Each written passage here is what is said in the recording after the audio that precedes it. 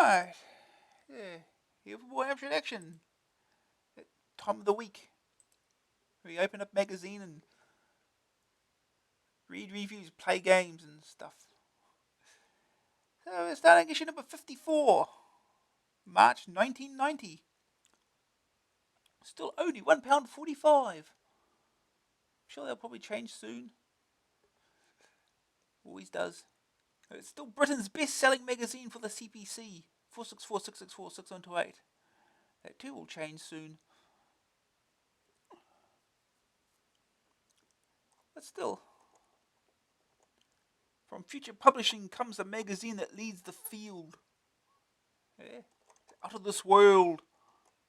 How to break down those comms barriers, link up with orbital weather satellites, win a modem and a year subscription to Micronet. Mastering MIDI, choosing the right sampler. Free for all, more treats from the public domain. Naked video, more CITC tips. Anatomy of an RSX, resonance system extensions laid bare. And all the latest games, news, tips, letters. You got Chase HQ, P-47 Thunderbolt, Beverly Hills Cop, Ninja Warriors. And 3 of those 4 arcade ports. Ghouls and Ghosts. I'm sure that's what the logo is supposed to look like. Michael Jackson Moonwalker. Oh, they're doing for all of them. Okay. Turbo Outrun and Strider. The lineup. Not just lineup now. They've got rid of the front end. MC, the latest news, hot off the press. Reaction with our readers. Put the world right. Broadly speaking, Emma changes her accountant.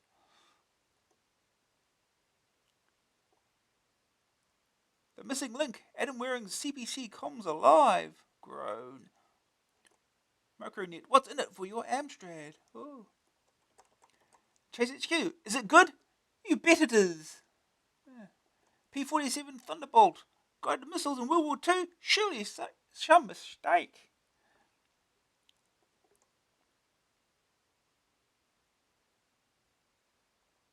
Subscriptions, the secret to eternal happiness. Beverly Hills Cop. Eddie Murphy comes to your CPC. Ninja Warriors. Cybernetic swordplay from the men in pajamas. Cheat mode. Dizzy 3, the solution. There he is. Sneaking in.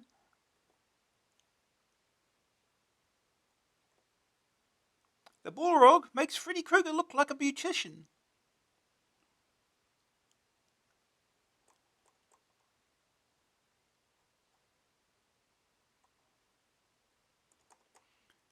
Yeah. The games we got Chase HQ, P-47 Thunderbolt, Beverly Hills Cop, Gazza's Super Soccer, Castle Master Preview, The Biz, Ninja Warriors, Galaxy Force, Pro Tennis, Pub Trivia, and Space Harrier again, and Super Tank.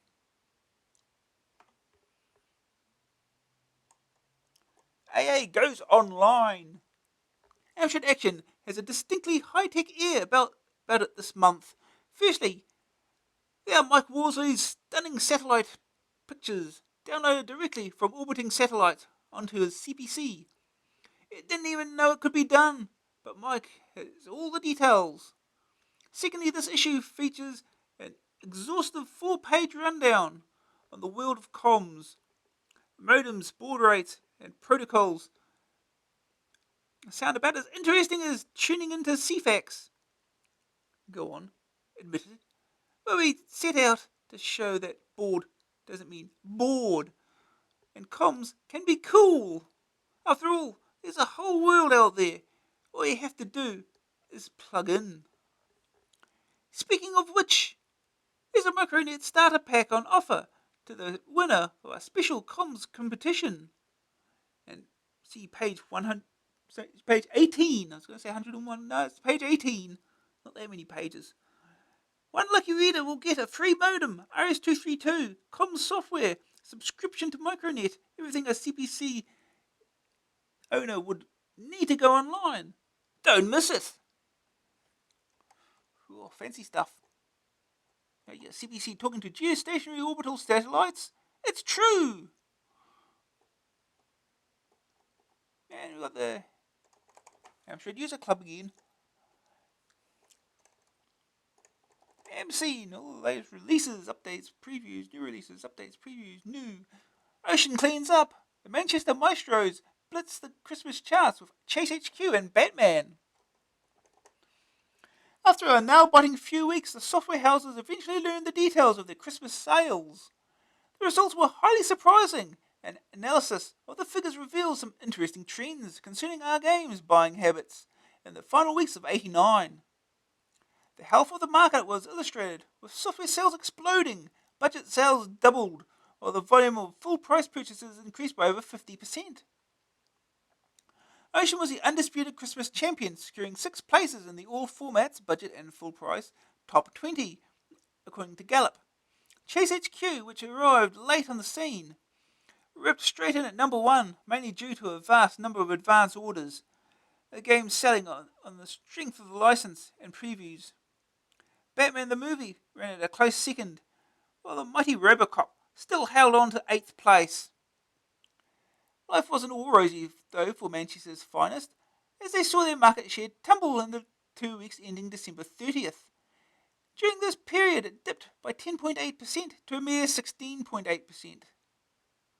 As software of every description and every label flew off the shelves, solace could be found in comparison with the other industry big guns, Activision and US Gold, who trailed in at 7.3% and 7.1% respectively.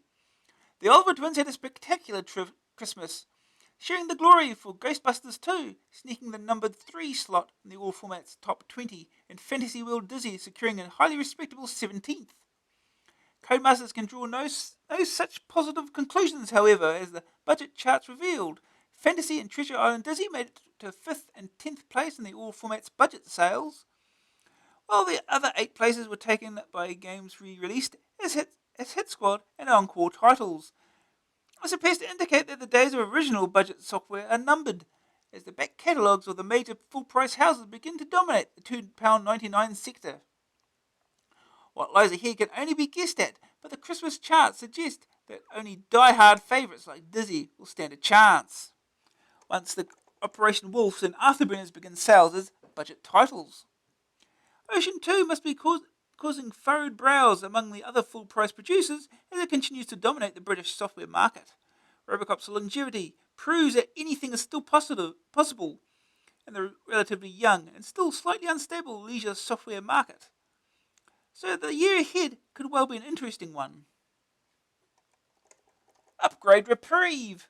Disappointed 464 owners who have been unable to upgrade their machines to 6128 spec following the row between Amstrad and Locomotive have been reprieved. A dispute between the two companies was fired by the discovery that Amstrad was selling the 6128 ROM upgrades without paying Locomotive royalties.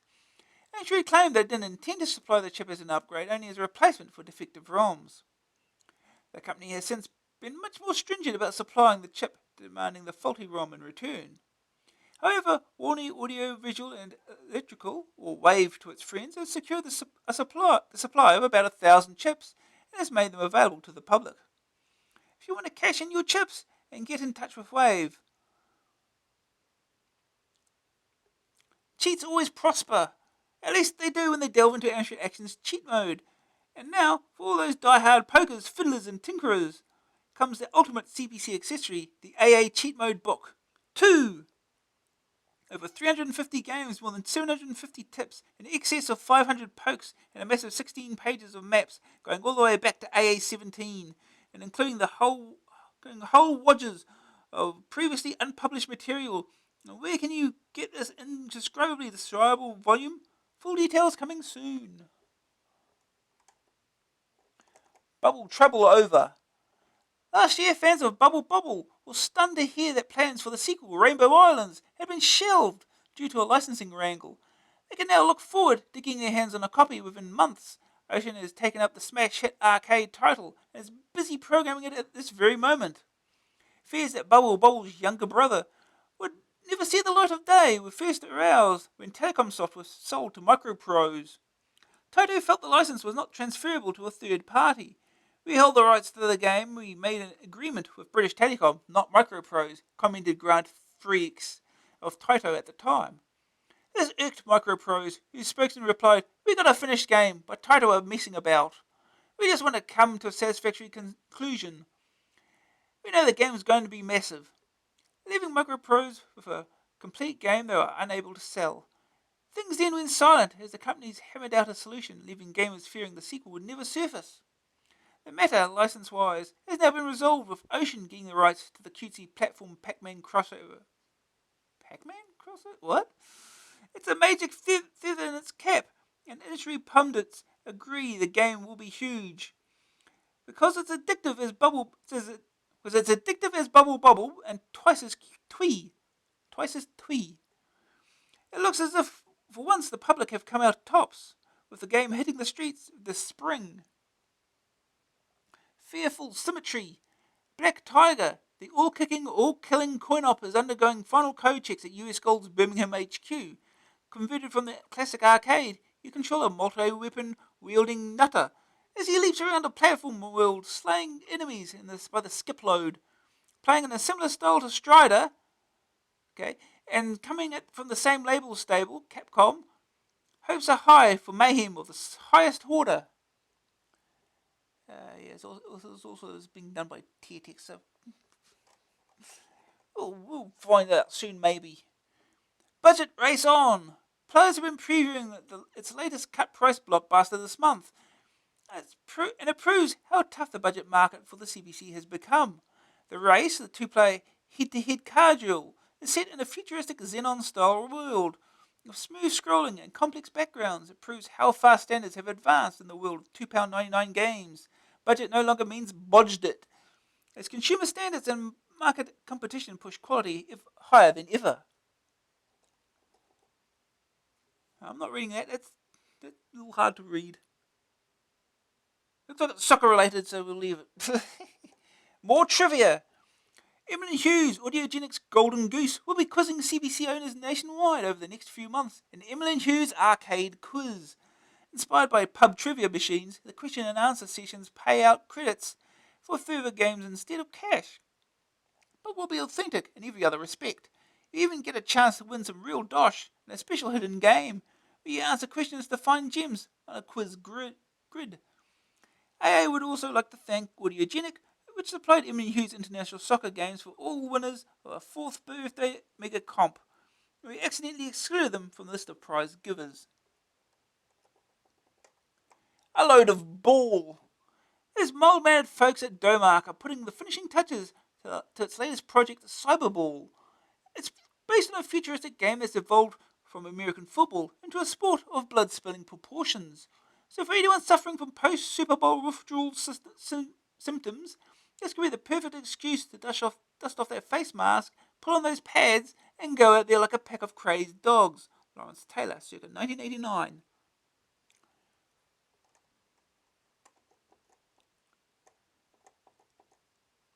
Colour upgrade. Now's your chance. Green screen owners wishing to upgrade colour monitors have always been disgruntled by Amstrad's policy of not selling them separately.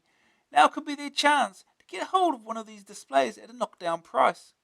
Branches of Dixon's, which recently stopped retailing the CBC range, have been reported to be selling off surplus stock as one-off items, monitors being amongst the bargains on offer. A Dixon spokesman explained that now that the CPC line has been officially discontinued in their stores, it was up to individual managers' discretion how the remaining stocks of X-display and demonstration items were disposed of. You have to act quickly though, as only a few branches are likely to have any left. Phone around the stores in your area first to avoid any wasted journeys. CPC to be PC compatible. Siren Software have been working hard recently on a utility that will enable the CPC to read and write to PC disks via an external 3.5-inch disk drive. The program will let users transfer data from one machine to the other simply by swapping the disk between drives. This will be a terrific advantage for people who use PCs at work but who have CPCs at home. Previously, if you wanted to transfer documents from one machine to the other, you need a serial link, COM software, and obviously for the two machines to be within cable length of each other. Serious users of the CPC will welcome the product, since it further enhances the CPC's abilities as a professional machine. Not only will it let Office PC users take their work home with them, those who compose reports articles, etc. on their CPCs will now be able to transfer them to PC format. This will allow professional printing, incorporation into industry standard PC software, and so forth.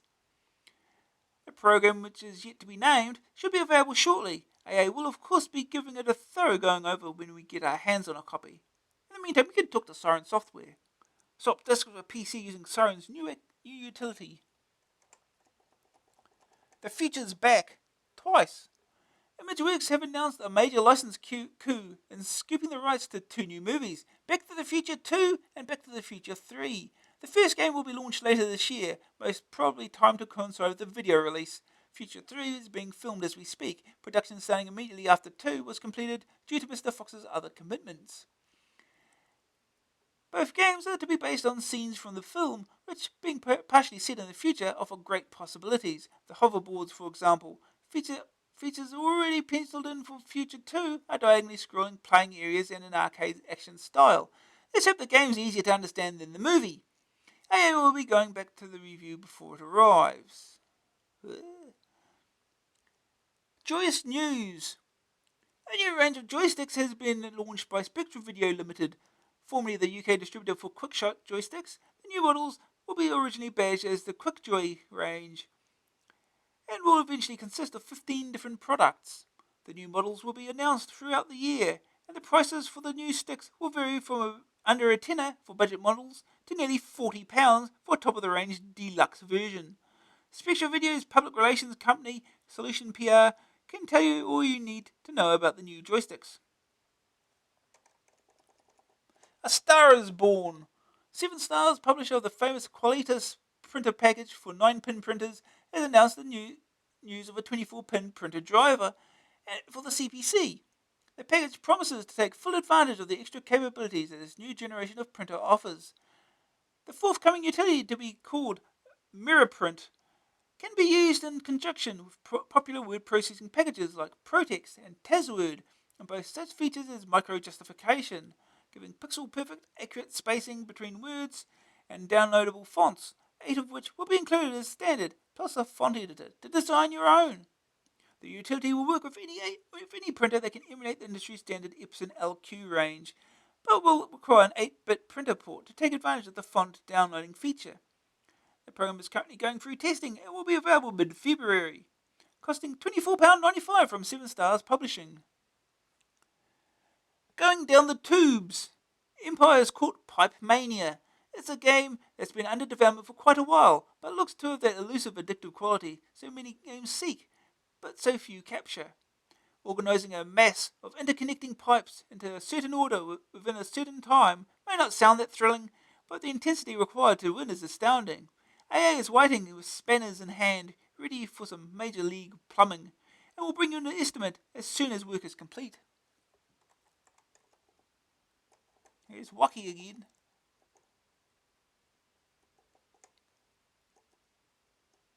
Reaction. Here we go, more ranting and raving, and that's just the replies. Right on, because we get so many letters every month, mostly fan mail for Trenton, we can't print them all. But we do actually read all of them. So just because your letter doesn't appear in AA's hallowed pages, it doesn't mean its contents haven't been studied and inwardly discussed by the AA team. There are only 3 categories of letter that almost certainly won't get printed. The AA team reserve the right to add more as and when we think of them. These are as follows. 1. Ones that end, please print this letter. We actually feel rotten about these and simply can't bear to look at them. 2. Ones that end, I bet you won't print this. That's because they're always written by people in a fuming rage who'd get us sued by every company they mention and who don't make sense from one paragraph to the next anyway. 3. Ones that end, I enclose an SAE for your reply. We simply don't have the time to write back. Anyway, they make us feel just as rotten as the ones in 1.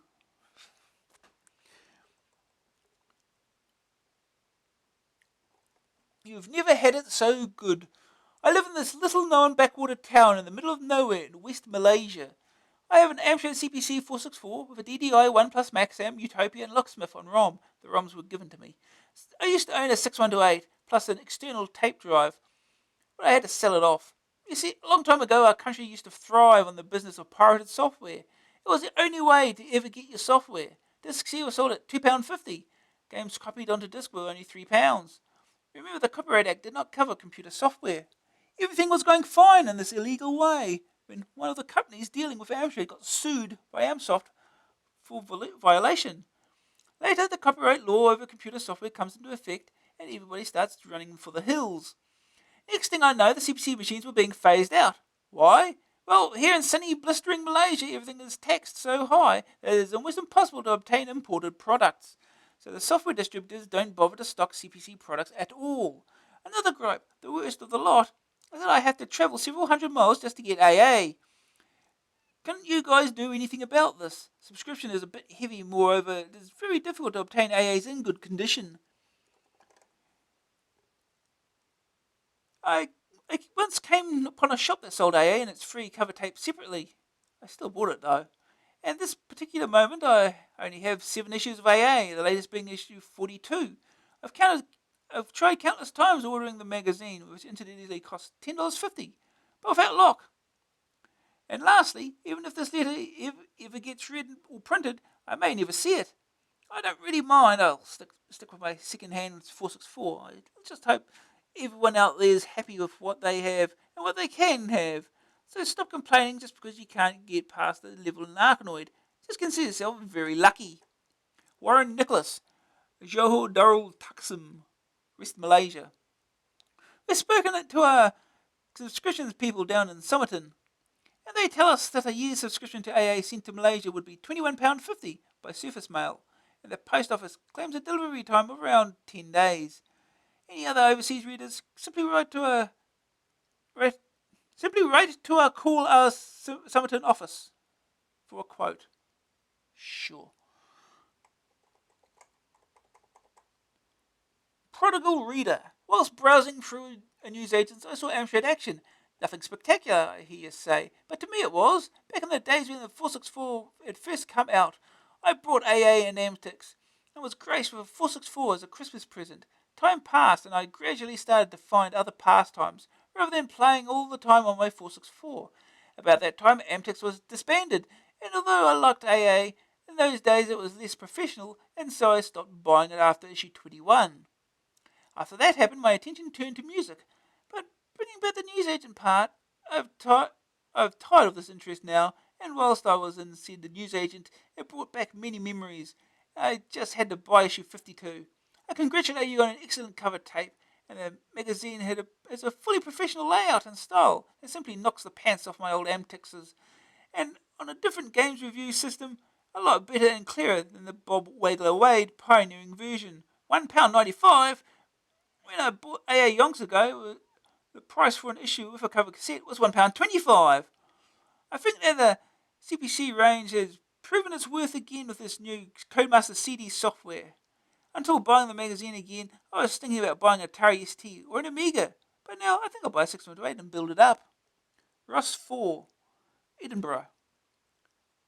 Bob Wade replies, the review system hasn't really changed apart from layout. All the current markings are being applied even then, so there. As for the old cover tape issues being £1.25, that's nothing. Oh, lad, you could buy a whole paper mill for 5 and 6pence and still have enough left over to take the wife and kids to Blackpool for 18 months, etc., etc. Sorry about the price rises, Ross, but that's inflation for you.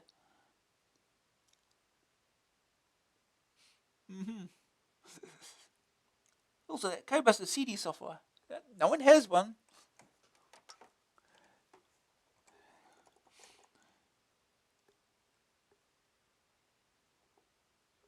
Put a sock in it. I'm writing to you to tell you about a brilliant idea for an addition to racing games, e.g. WEC Le Mans. My idea is to include in a game a sequence where the player can have a punch-up with one of the computer-controlled drivers. If the player loses because of a computer-controlled car got in the way, the sequence would make the player feel better without having to hit the nearest available object. For violence in racing games? Malcolm Jones says yes. Malcolm Jones, Wolverhampton. That's awful, Malcolm. Fancy introducing nasty fisticuffs into racing games. I wonder what you'd call them. Continental Bloodbath? Wackley Mons? Nelson PK Simulator? Yes, Mr. PK. Yes, yes. Okay, then 9 o'clock at Bell Street Magistrates. Oh dear.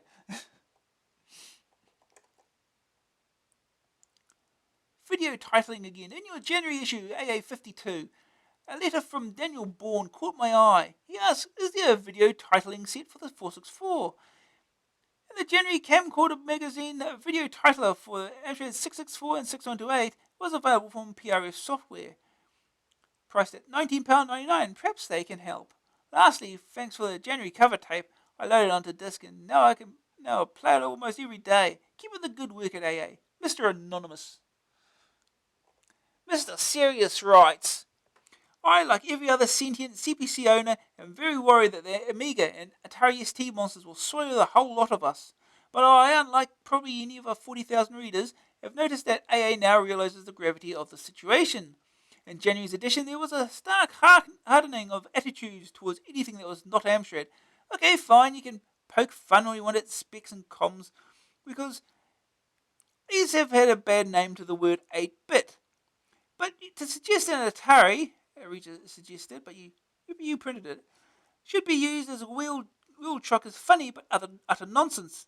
Everybody knows that its graphics are video quality. And some arcade conversions are identical to the real thing, not to mention the sound.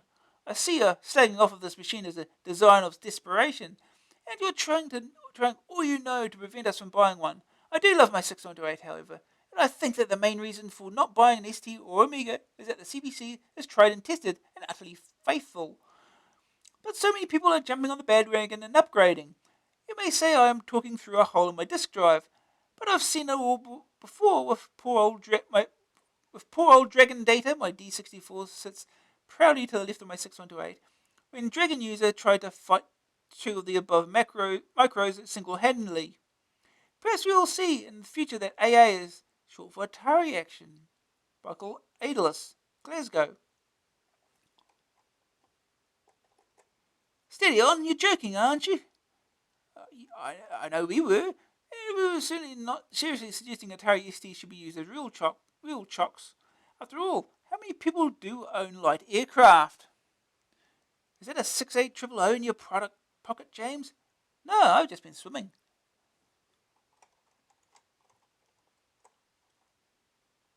Completely wrong. Okay, I spoiled them both. Your deliberate mistakes. I refer to in issue number 51, December 1989, the clip coupon for the newsagent on page 94 is for the magazine due out on 9th of November 1989, i.e. the one the coupon is in.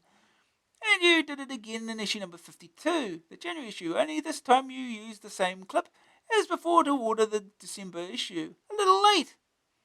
I think I enclosed both clip coupons as proof of purchase, just in case you're thinking of giving a prize. Ellen G. Hatch, Cardiff. Our publisher spotted both our deliberate mistakes too, and we've all had to cough up a tenner each as a prize already.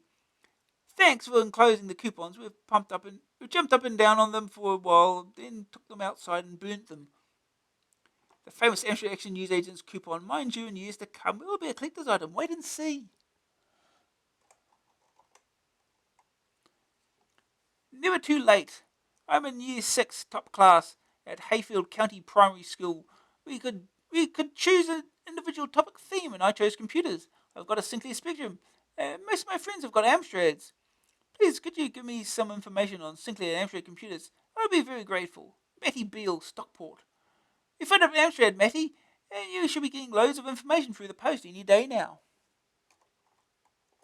Printing glitch. Many thanks for the Christmas cover tape.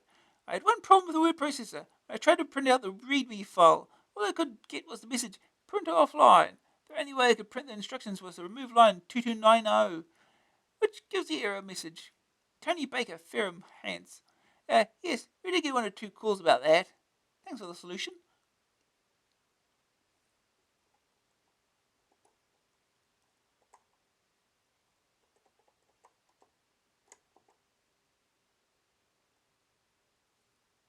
Sticky moments. I know I'm in the pain with cover cassettes, but here I am again criticising you. You see, I asked for a replacement for your dizzy, very old cover tape, as mine proved faulty. Unfortunately, you sent me another dud. It's not my computer and my tape recorder, however, because I can perfectly load Dizzy 2 and Dizzy 3 and any other budget release I happen to own. Not only this, but a more recent tape, namely Shinobi, fails to work in addition to this. The other games I have got work perfectly, but not Shinobi or Dizzy. Why? Russell Whitewell. Ross and why? Our technical expert Rod Lawton explains. Of those cover tapes sent back to us because they won't load, nearly all of them are suffering from nothing worse than a sticky cassette mechanism. Simply tap the cassette sharply on any flat surface to free it up and try it again. Dr. Lawton will be lecturing next week at Bath University on the use of 5-pound claw hammers in microelectronics.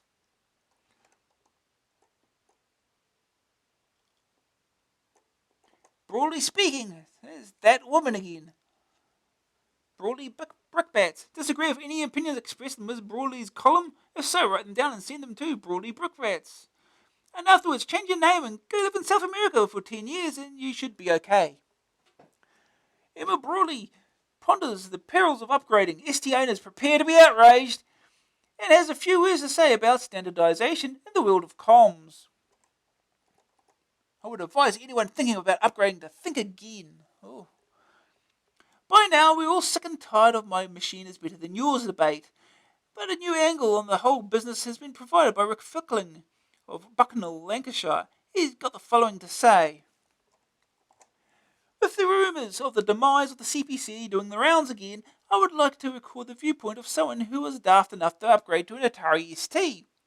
The summer of 1988, the ST looked like the machine to have, and I looked at the screenshots of ST games and decided that it was worth the money for the obviously superior graphics and speed.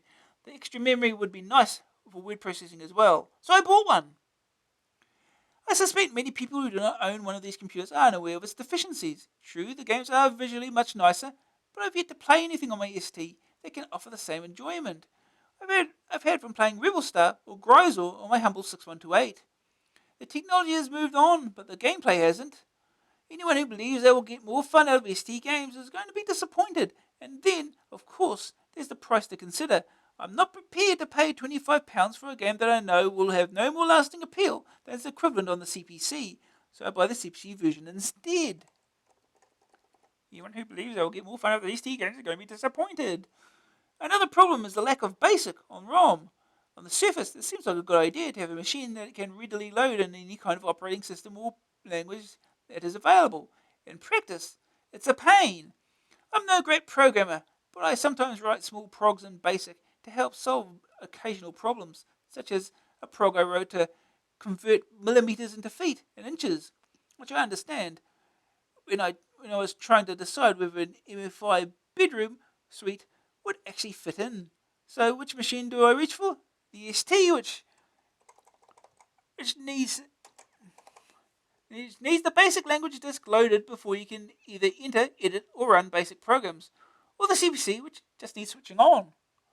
It also annoys me that simple machine code games occupy acres of memory on the ST. This is not really the machine's fault because a great many so-called machine code programs on the ST are written in BASIC and then compiled as machine code. This is no bad thing, as it allows people who can only use BASIC, such as myself, to write quite decent games. The problem is that very few people bother to write machine code the hard way anymore. They use a BASIC compiler, which provides most of the speed of true machine code, but in a grossly inflated program size. The result of all this is that the ST's advantage where disk capacity and memory are concerned is largely offset. A couple of trashy games can occupy a whole of a 720k disk. Finally, it may comfort users of Amstrad products to know that Atari users feel similarly neglected.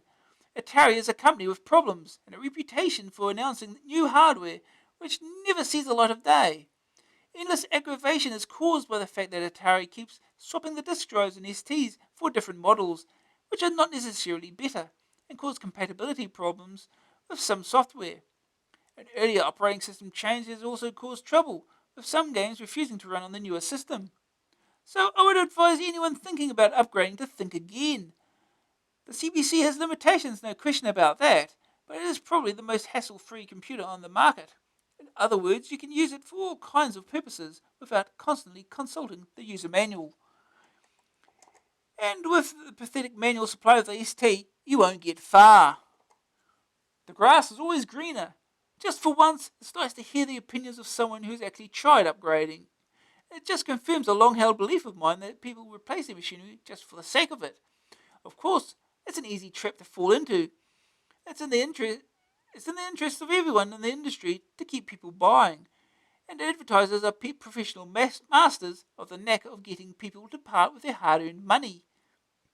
They do this by trying to demonstrate all the time just how much better off you'll be if you sell your old equipment and buy the wonderful new XYZ. In our case, of course, we're talking about selling your CPC and upgrading to either one of the 16-bit machines from Atari and Commodore, or PC compatible. Indeed, my accountant's been trying to get me to buy a PC for months now. He's a computer freak. I should add.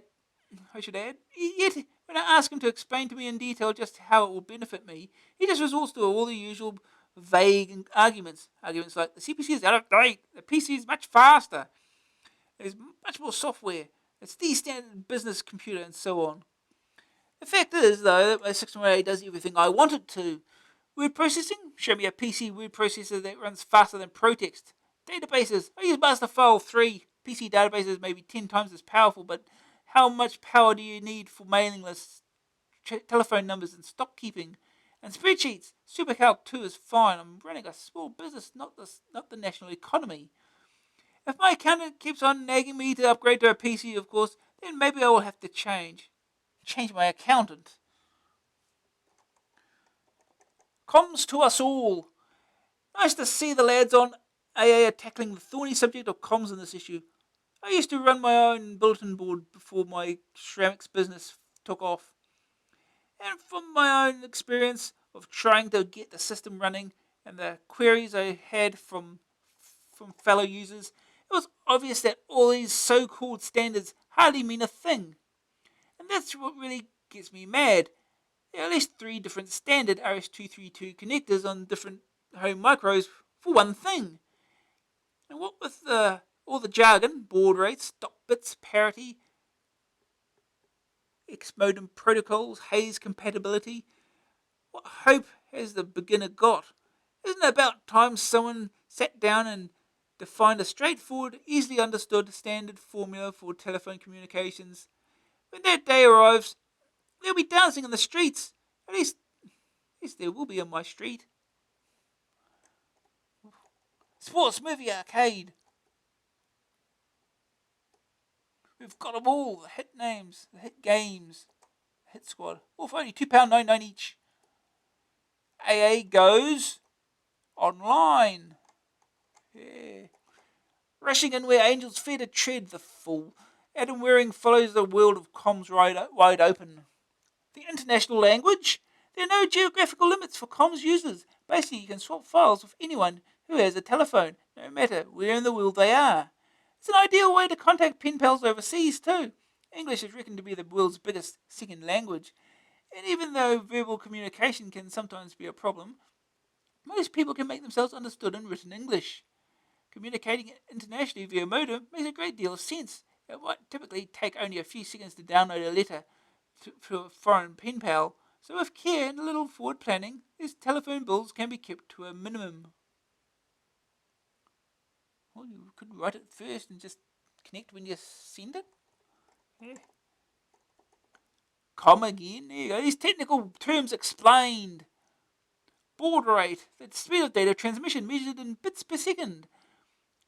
The baud rate of 1200 works out at about 150 characters per second. Transmit and receive baud rates can be different, in which case the speed is quoted as transmit-receive rates, e.g. 75/1200. I think baud rate is actually bit change in bits per second or something. I just use bits per second. BBS, Bulletin Board System, see below. Bulletin Board, a computer system running software that allows users to call up the machine, download files, and read and send messages to and from other users. Download, a techie term for copying a file from another system to your machine. Haze, a standard communications command structure used to control your modem, originally devised by American modem manufacturer Hayes, hence the name. Mailbox, area of a bulletin board that stores messages sent to you by other users. Modem, modulator demodulator, device that connects the computer to the phone line. RS-232, an industry standard interface that connects two pieces of quite different machinery together, allowing them to communicate. SysOp, system operator, this is the person who runs the bulletin board. Upload, opposite of download. You transmit the file, another machine receives it.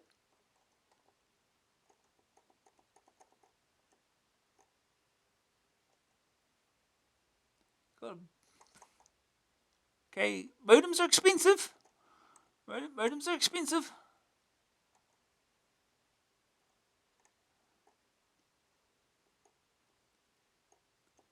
Micronet Maestros. Micronet is about the largest bulletin board service for home micro users, owners. Competition time! One of our lucky readers is going to experience the delights of Prestel and Micronet for a whole year for free. Those kind chaps at Micronet have put a starter pack with almost £140 up for grabs. And all you have to do is answer 3 simple questions. Who knows, that lucky reader could be you. Number 1. What type of interface connects a CBC to a modem? A. RS-232. B. RS-423. C. Centronics. What baud rate is used to communicate with Prestel? A. 75-1200. B. 300-300. C. 1275. What is Micronet's CPC magazine called? A. CPC Center. B. Amster's Cage. C. Arnold's Archives. Scribble your answers onto the back of a postcard and address it to Micronet Competition, Amstrad Action. Make sure it arrives by March 31st, 1990. More prizes! If you already got a comm set up, then this is the competition for you. Julian Sinclair of Sinotel Systems has put up the following prizes. 1 winner, Co-SysOp access to all areas, editing powers, emergency pager, their own area, hacking CUG access, name on, log off screen, public message editing, SysOp control, total value £50. 10 runners up, subscription with hacking CUG access, messaging, telesoftware, access to most areas, CPC technical assistance, fax service, etc. Total value £15. All you have to do is complete the following sentence. I think comms is interesting because the most original reply, assuming we can print it, wins. Send your entry to Sinotel Comp, Amstrad Action, by March 30th. SysOp speaks out. Julian Sinclair runs the country's only bulletin board for CPC owners, actually run on a CPC. This is his story.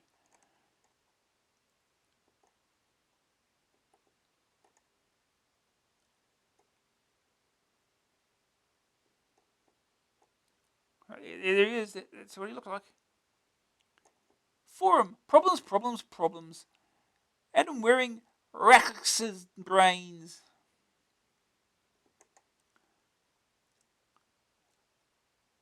A load of old. I've got an Amstrad CPC 464 which I use often, but when I try to load some of my old Amsoft games, they fail, sounding as if they're going too fast. My new games like Batman and Chase HQ load perfectly well though. What is wrong? Is it my data recorder, or are my Amsoft games dodgy or naked? Stuart Buss, Swanley, Kent. With all due respect, it was a trait of the old Amsoft games that they were slightly dodgy. However, I don't think they were dodgy in the way that you mean.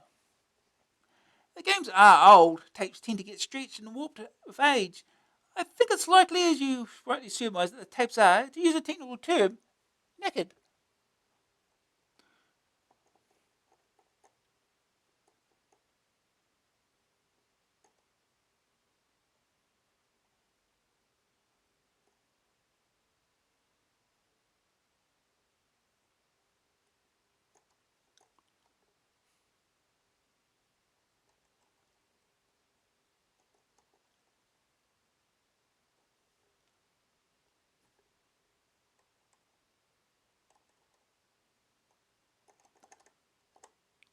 Funny you should say that. Could you please help me? I've just recently bought a 464.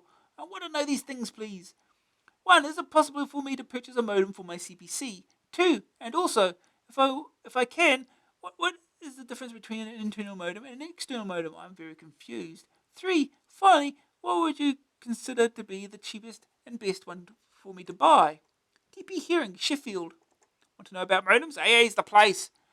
We're so on the ball here at AA that we've answered your questions before you've even asked them. Just turn to page 16 and find the definitive guide to comms and your CPC. Regarding your query about internal and external modems, in an external modem, internal modems are designed to work with IBM PC compatibles and simply slot into one of the machine's internal expansion slots, bypassing the need to use the RS-232 interface and thereby cutting manufacturing costs. However, all other machines, the CPC included, will need to use an external modem.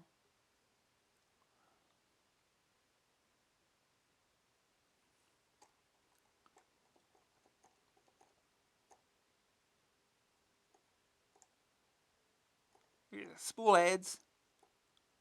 Super Disk, crammed with quality programs including database, personal diary, computer term dictionary, digitized music, real-time analog clock, graphics, and Arnold fun conversation program includes speech. £6 on disc.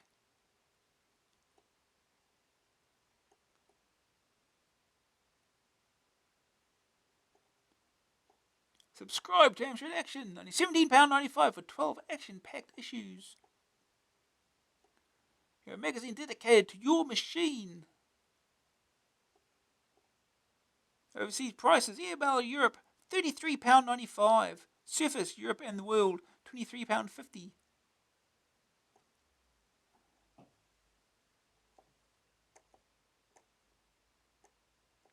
Mastering MIDI. What do I need? How much will it cost? How do I know which one to buy? These questions and many more answered by James Pimentel Pinto.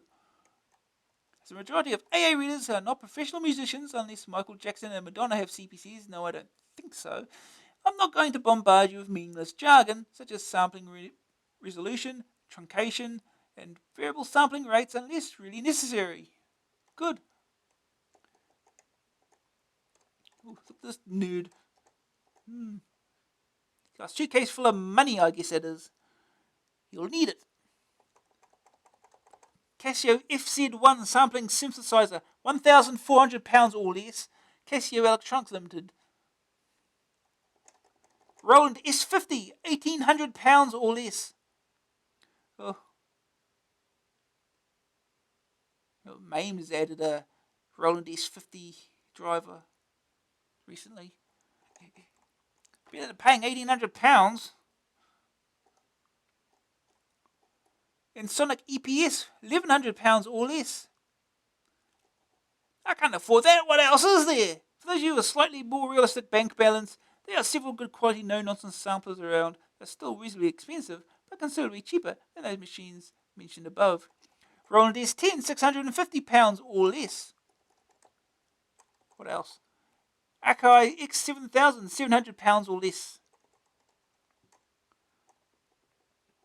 And finally, the samplers detailed here are only a select few. They are the ones I think are suitable for everyone with an interest in this field. Remember, the only real way of finding the sampler you like is to try each one out at your local music shop. You may find that your local music shop does not sell some of the more expensive samplers. In this case, a last resort is a trip to London.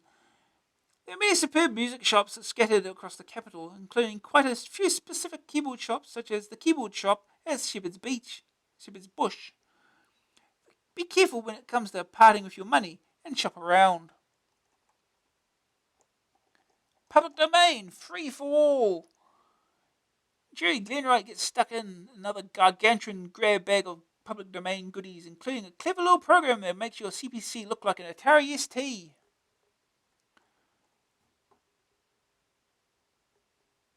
This lets you carry out a full range of disk housekeeping utility activities. Atari ST style front end for your CPC. Disk can be configured to work from mouse, joystick, or keyboard. Oh, invaders! Enough of the serious stuff. What about a good old blam session?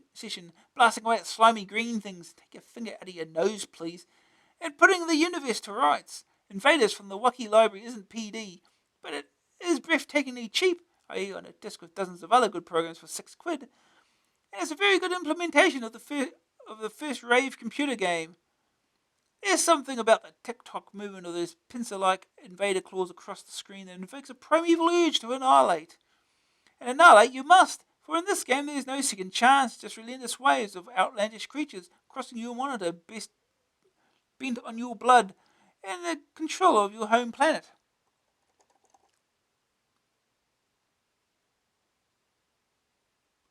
Editor, or a comprehensive and technical means of destroying all the data on your disk.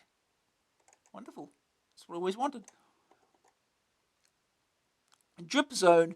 And now, for anyone who's spent their last few pence banging away at name in their favourite arcade, comes Drip Zone, a name look-alike of scrolling as smooth as Emma Freud's thigh. Okay, that's enough, Ed. And more features than you can shake a joystick at. Drip Zone begins with a stunningly drawn opening screen, accompanied by a digitized rendition of the Twilight Zone theme tune, and a little message informing you that there are no naff scrolling messages in this game. Fine, thinks you. On with the action. You're regaled with some pretty hot digitized speech, preparing you for the delights to come. And by the time you get to the game proper, you've already picked up from the floor twice and had artificial respiration. Gameplay revolves around a play area filled with bricks to be dislodged. There are ribbons and various handy to help you, and these can be released by destroying particular blocks. Controls via keyboard or a joystick. Drip Zone includes groovy graphics and stunning sounds, including many digitized spoken messages, which add to the fun. There's always something new around each corner. There's a signpost up ahead. You've entered the Drip Zone. And the winner is Simon Matthews from Woking. His was the first correct entry out of the hat in last month's Spot the Deliberate Mistake competition. As he rightly pointed out, Bill Gates did not write CPM, Gary Kildall did. We just wanted to check you are paying attention. Well, should I look up Drip Zone? Would we even be able to find it? Naked Video.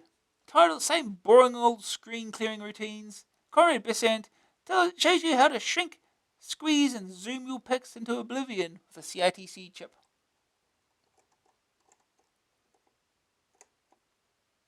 Yeah, just like that. Blake 7.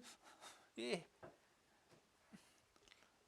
By simultaneously decreasing in the height in the vertical displayed register and the width of the horizontal displayed register, at the same time moving the whole screen up and to the right, it's possible to make it shrink smaller and smaller towards the middle of the screen, shrinking away to the point where it disappears altogether. Next time we shall be looking at possibly the most famous video effect, scrolling. Here's a usual 4-page Detail Electronics ad. Genius mouse. It's only got 2 buttons.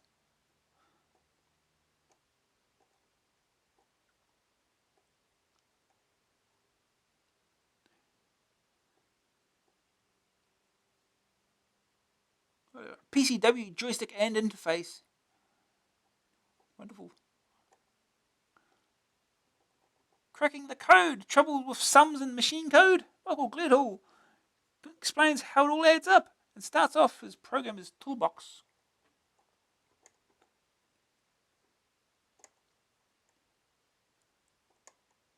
Got tables revisited. Attention mounts, the gold envelope is ripped open, and this month's winner of the £25 note is Adam Todd of Lochgalley. The £25 will be ringing his way to you in the next available carrier pigeon, Adam.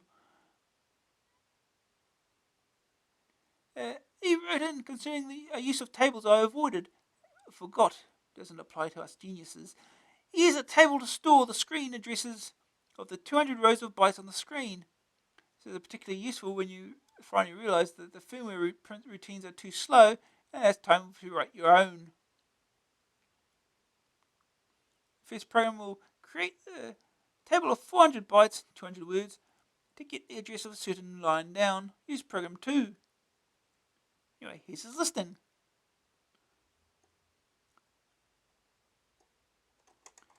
Next time I'll attempt to explain the basics behind scrolling, be it good, bad or the great escape.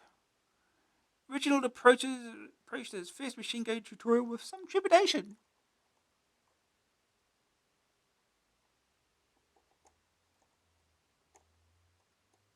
Sprites alive!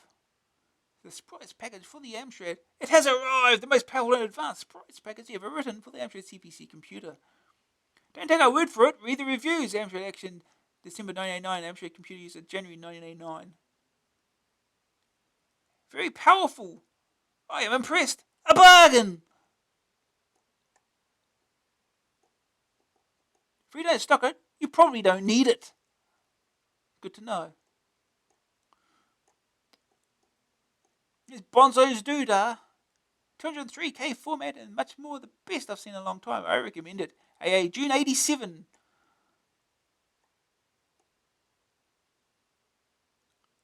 Bonzo Super Meddler. Details of over 1,000 tape to disc transfers. Oh, Smog says deduct £5 of ordering before end of February 1990. Okay, thank you, Smog.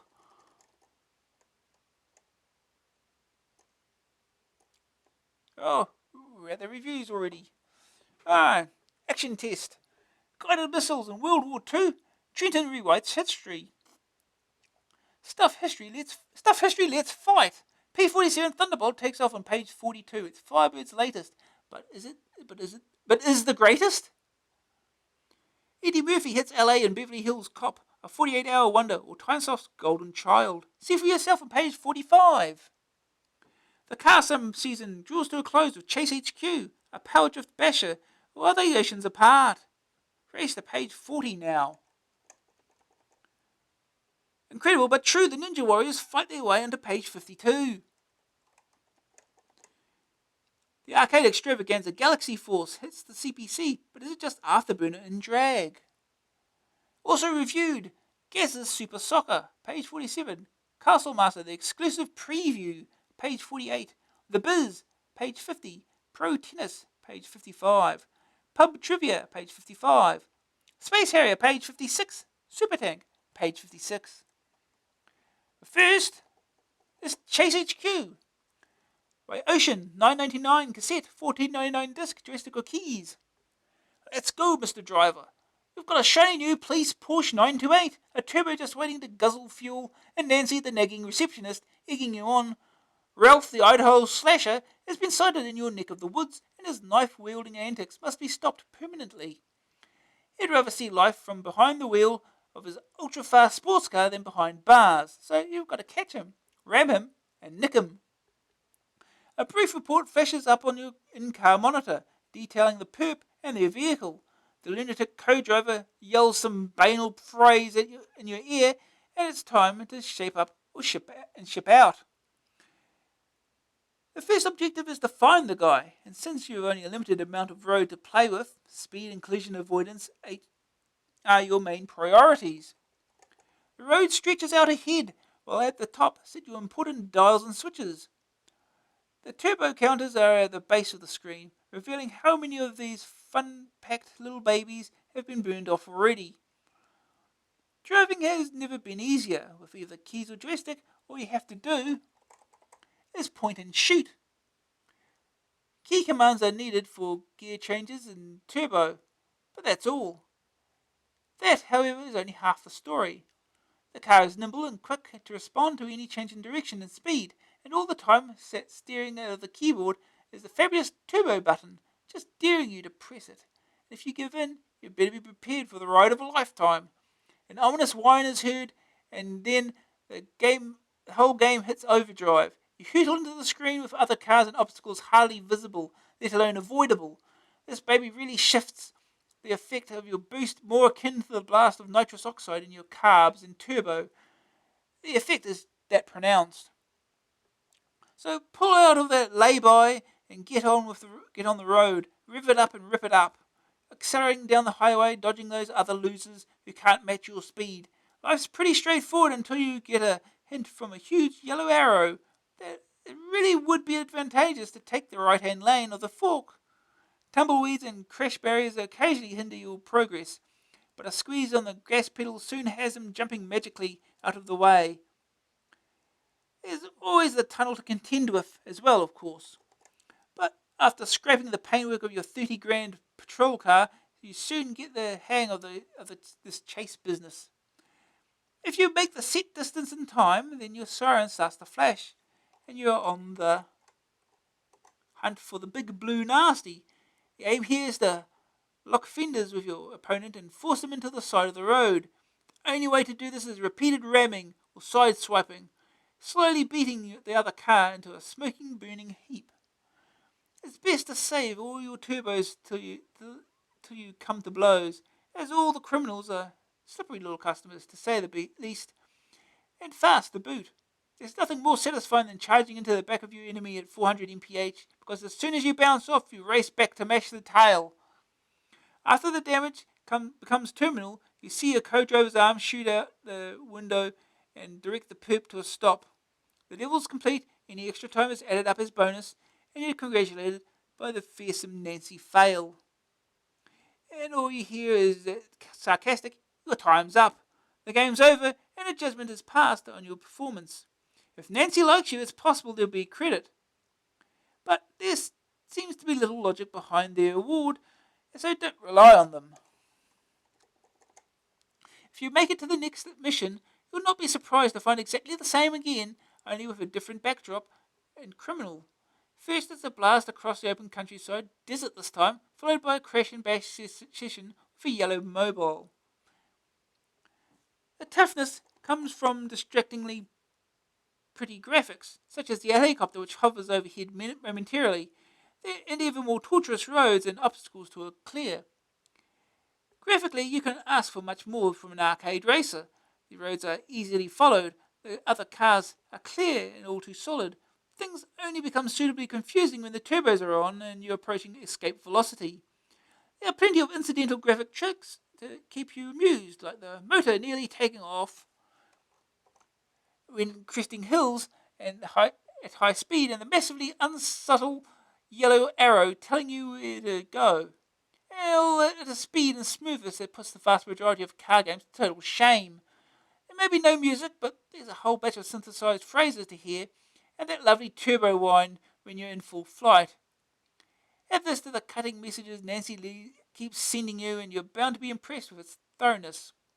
Chase HQ is fun of the highest caliber. It manages to combine high-speed craziness with enough bumping and boring to keep anyone happy. Gripping graphics and fun sonics fill the game out with to make much more than just another racer game. With the gameplay switching between speed trolls and pursuit, the life of such a game may be short, but in that time it will fulfill your racing dreams.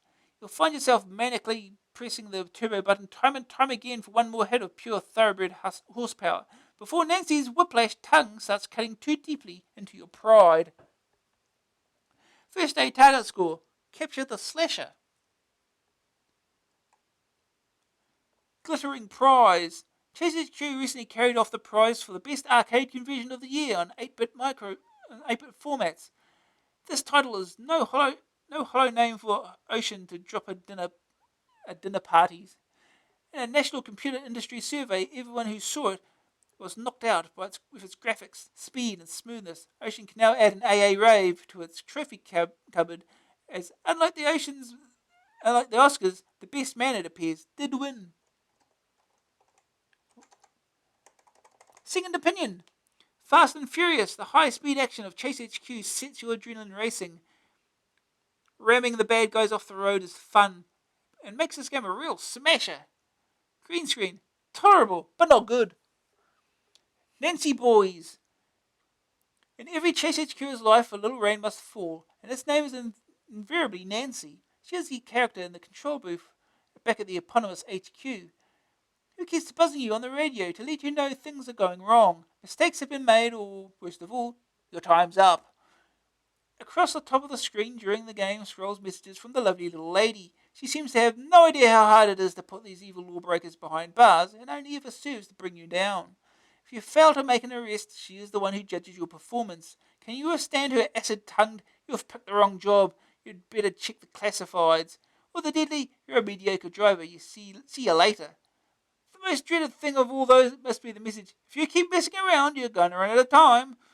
A little snipe that always seems to appear when there's 10 seconds left on the clock and you've got 120 miles to go. She is, after all, supposed to be on your side. The verdict. Graphics, 91%. Excellent roads and cars. Oh, the speed of it. Sonic's 85%. A game that talks back. No tune, but good effects. Grab factor, 87%. Standard road game to begin with. Deliberate ramming is the great bonus. Staying power, 70%. Drive and crash all day long. May get slightly repetitive. AA rating, 90%. A stunning arcade conversion. Okay. Now we get to play it.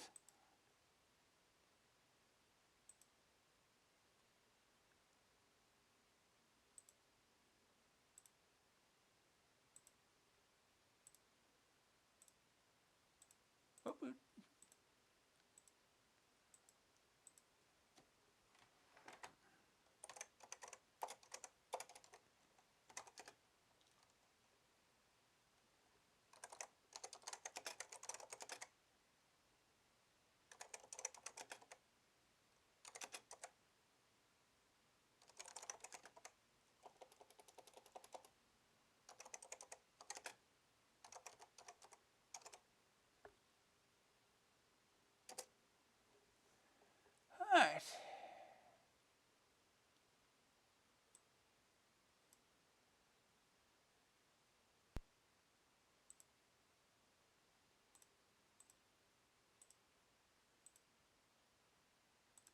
Off we go. Oh, look. Bots.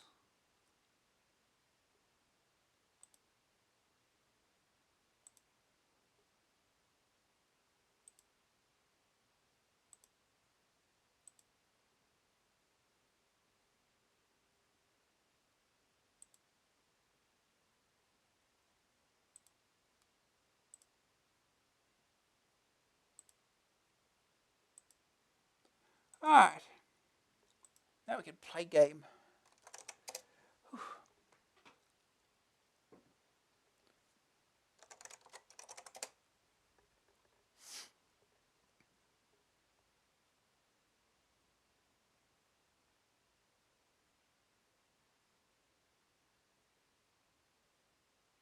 Chase HQ.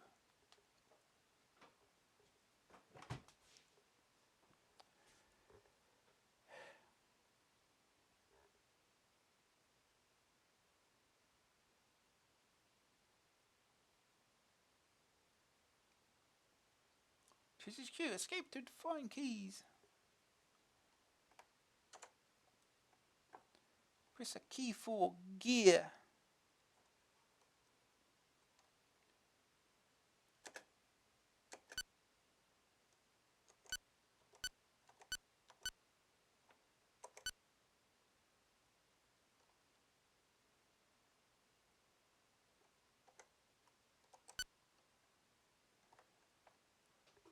Okay. This is Nancy at Chase HQ. We've got an emergency here. Ralph, the Idaho slasher, is fleeing towards the suburbs. The target vehicle is a blue British sports car. Over. Gotcha, Nancy, baby. Hold on, man. Off we go.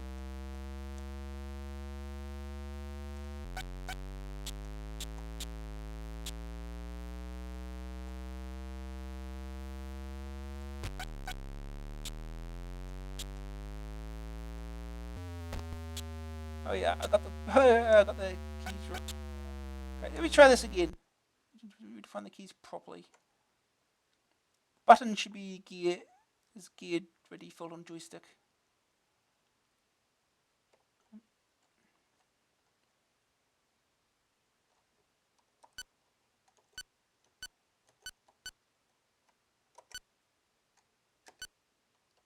Okay. Try it again. Let's go, Mr. Driver. Let's go, Mr. Driver.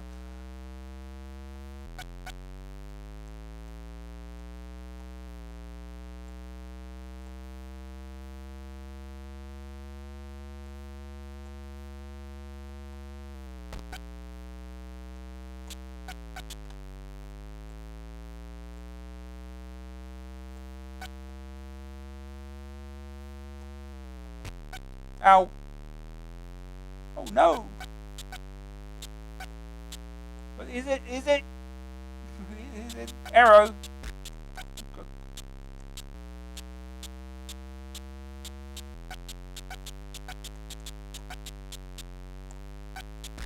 Ow.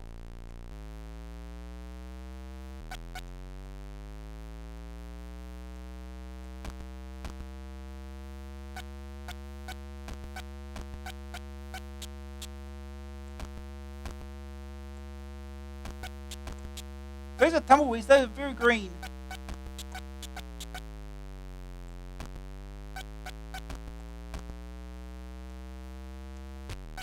Ow. Yow! Oh, that's a tunnel.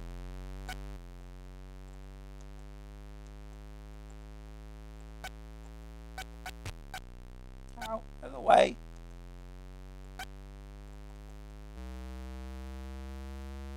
If you keep messing around, oh, time's gonna run out.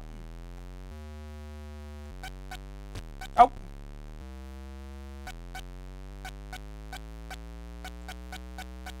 Turbo.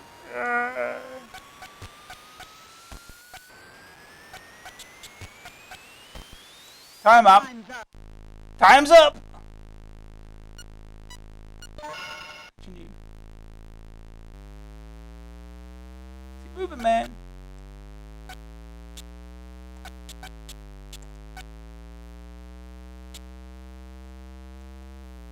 So I'm attacking vehicle. It is.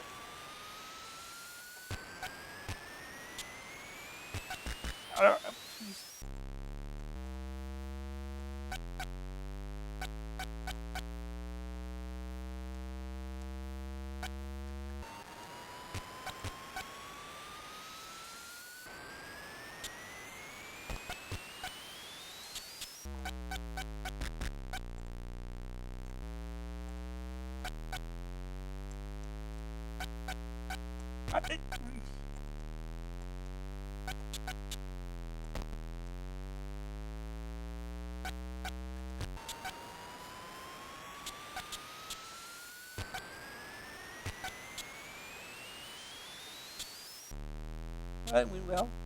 Only halfway there. Jeez. I'm supposed to do this quickly. Yeah, there's too much traffic. Yeah.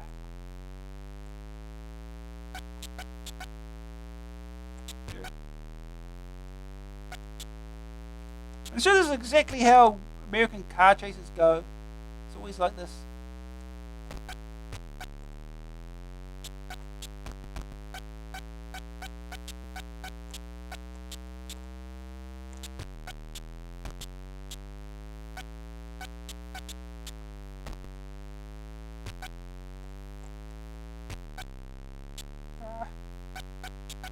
There's something getting in the way.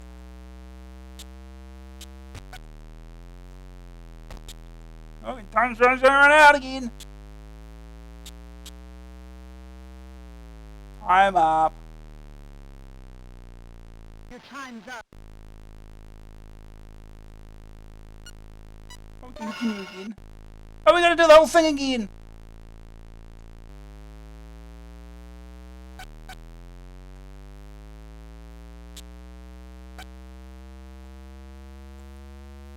Catch up.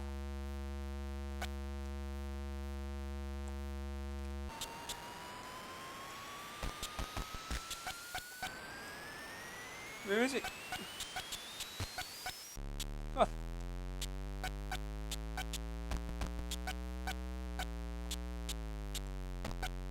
Here, use it, and you only just caught up.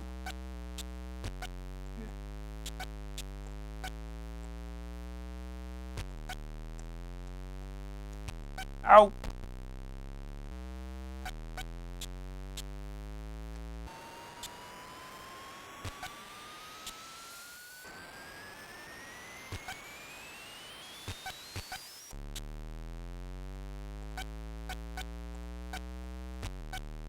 Out of my way.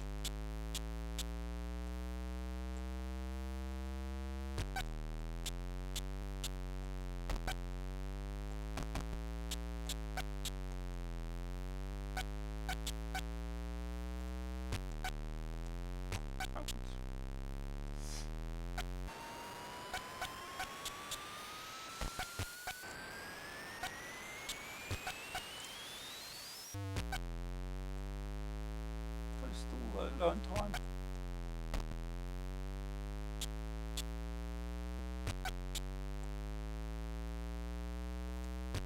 There we go. Okay, pull over, creep.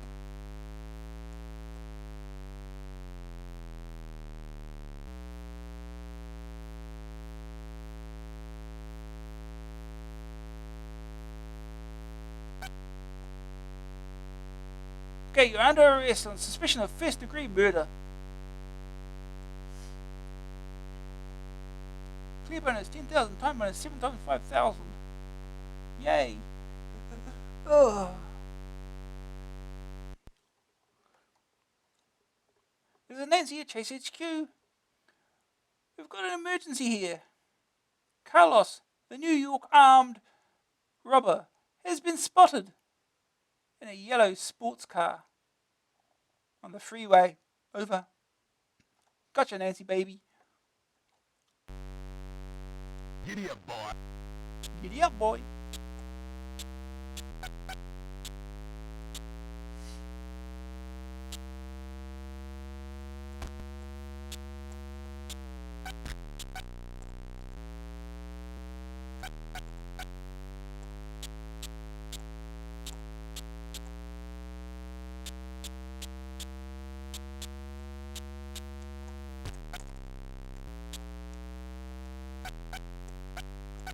The airborne patrol. That's not going to be distracting. The target vehicle is turned left. Oh, out of my way! Jeez. This is totally not at all distracting.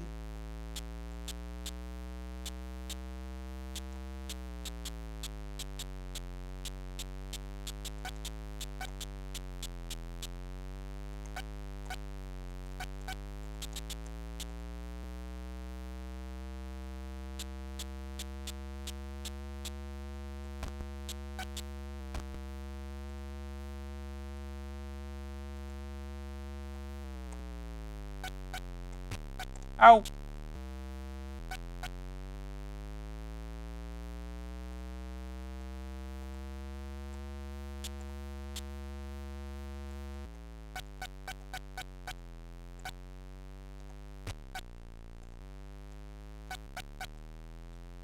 Keep messing around. The time's gonna run out. Oh, God, that was supposed to avoid all that.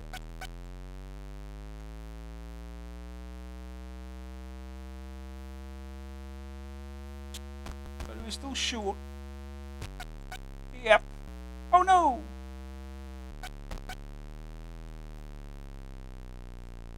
Your time's up. Time's up. That's that. 3 credits, that's it. You're a mediocre driver. See you later.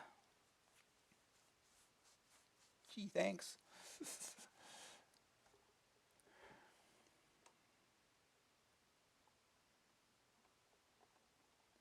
I'll give it another go.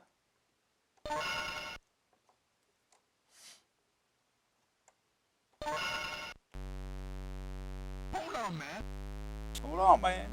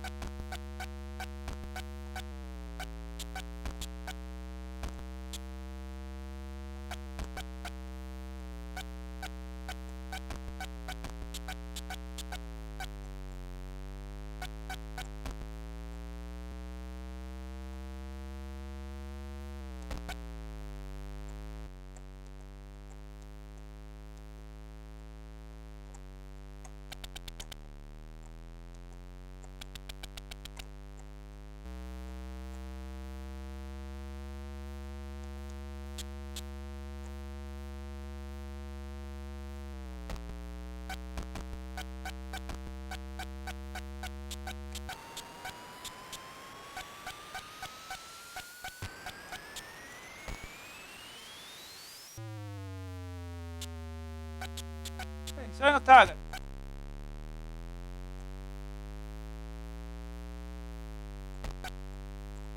Here he is.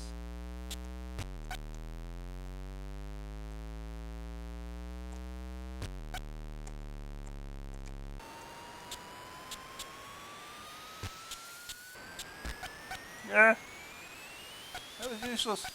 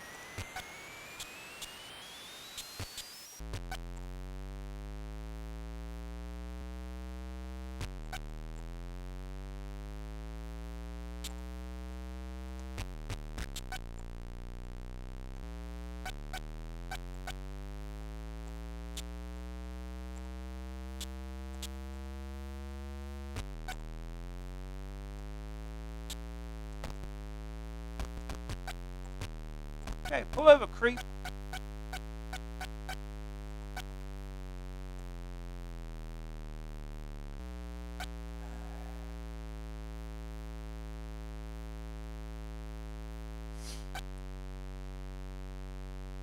Okay, you're under arrest.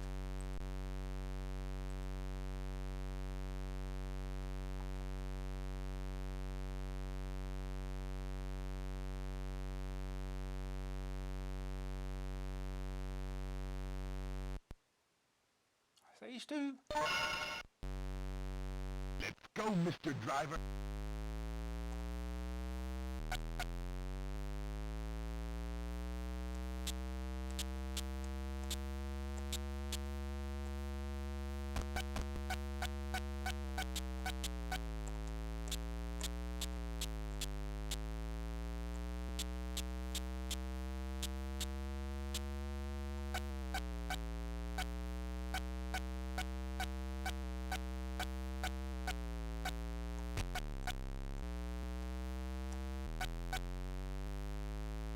Turn left.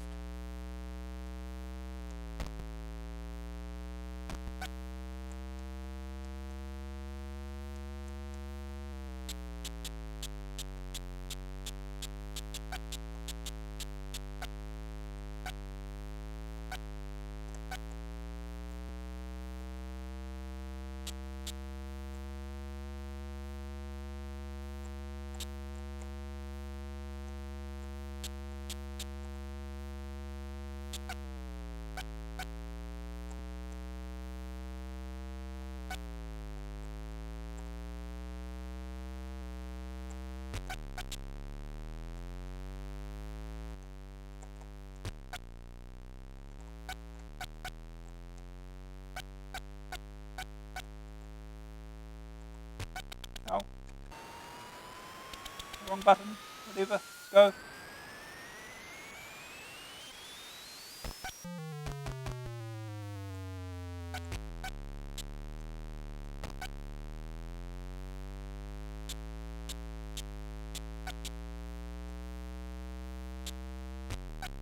Yeah. Time's running out. Here we go. We got the adjust.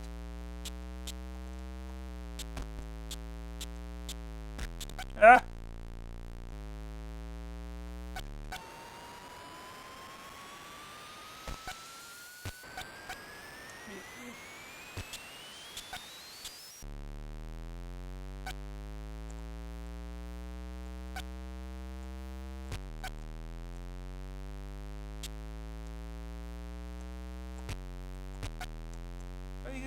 We rode through that car.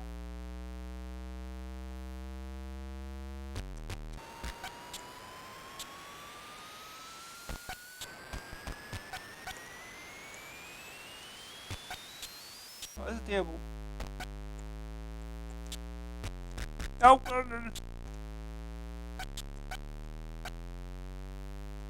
No.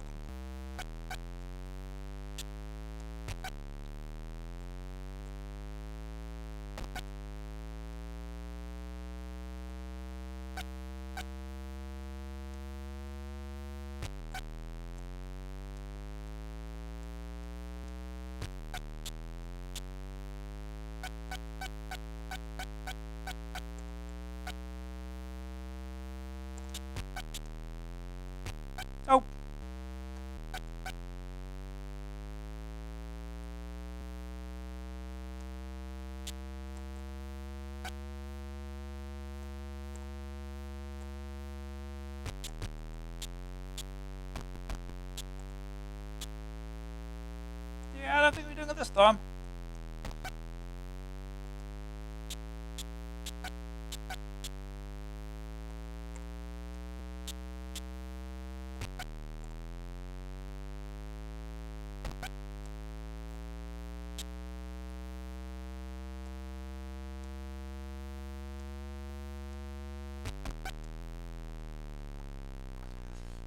Your time's up. Time's up. Do it again.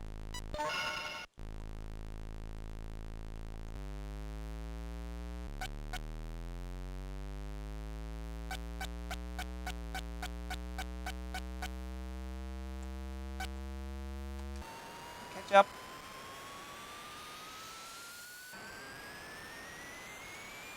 There he is.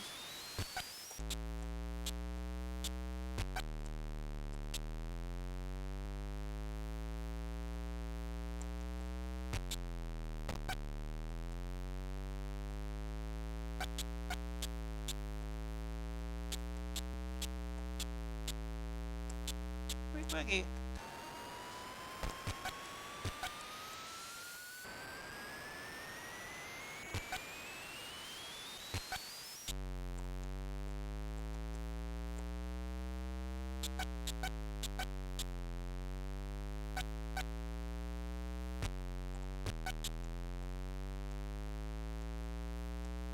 Whoa, push it more.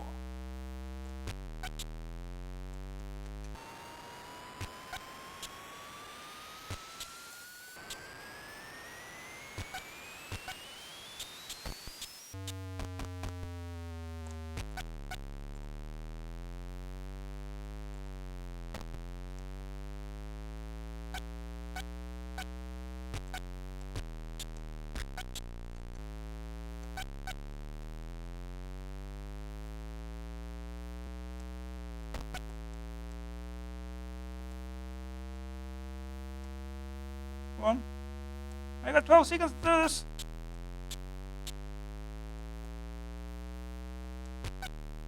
One more. Come on. Move it. Ah! Oh! Oh, I'm so lucky. Donk. Your time's up. Wonderful. Do it again.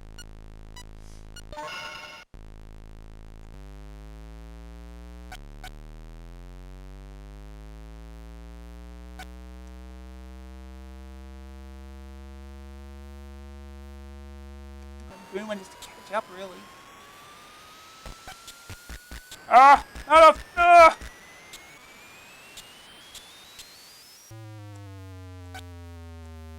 That was terrible.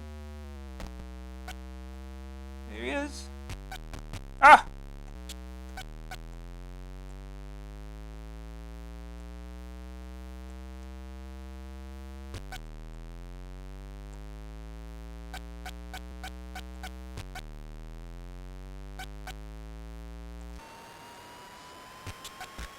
Ah!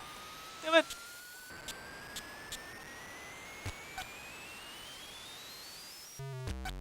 Terrible!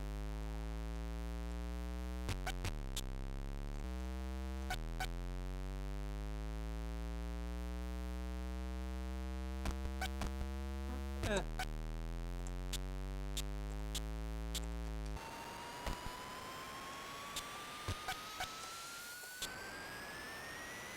Ah! They sucks! We're not doing this one either, huh?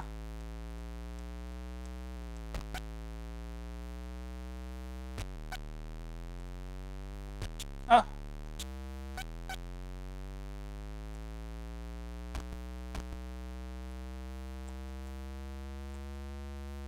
Ah! If you keep messing around, your time's gonna run out.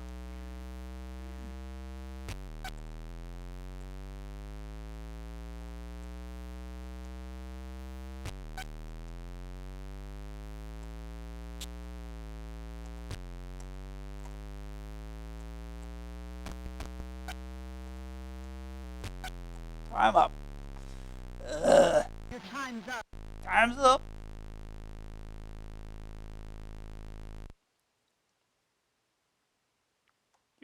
the wrong job. Better check the classified ads.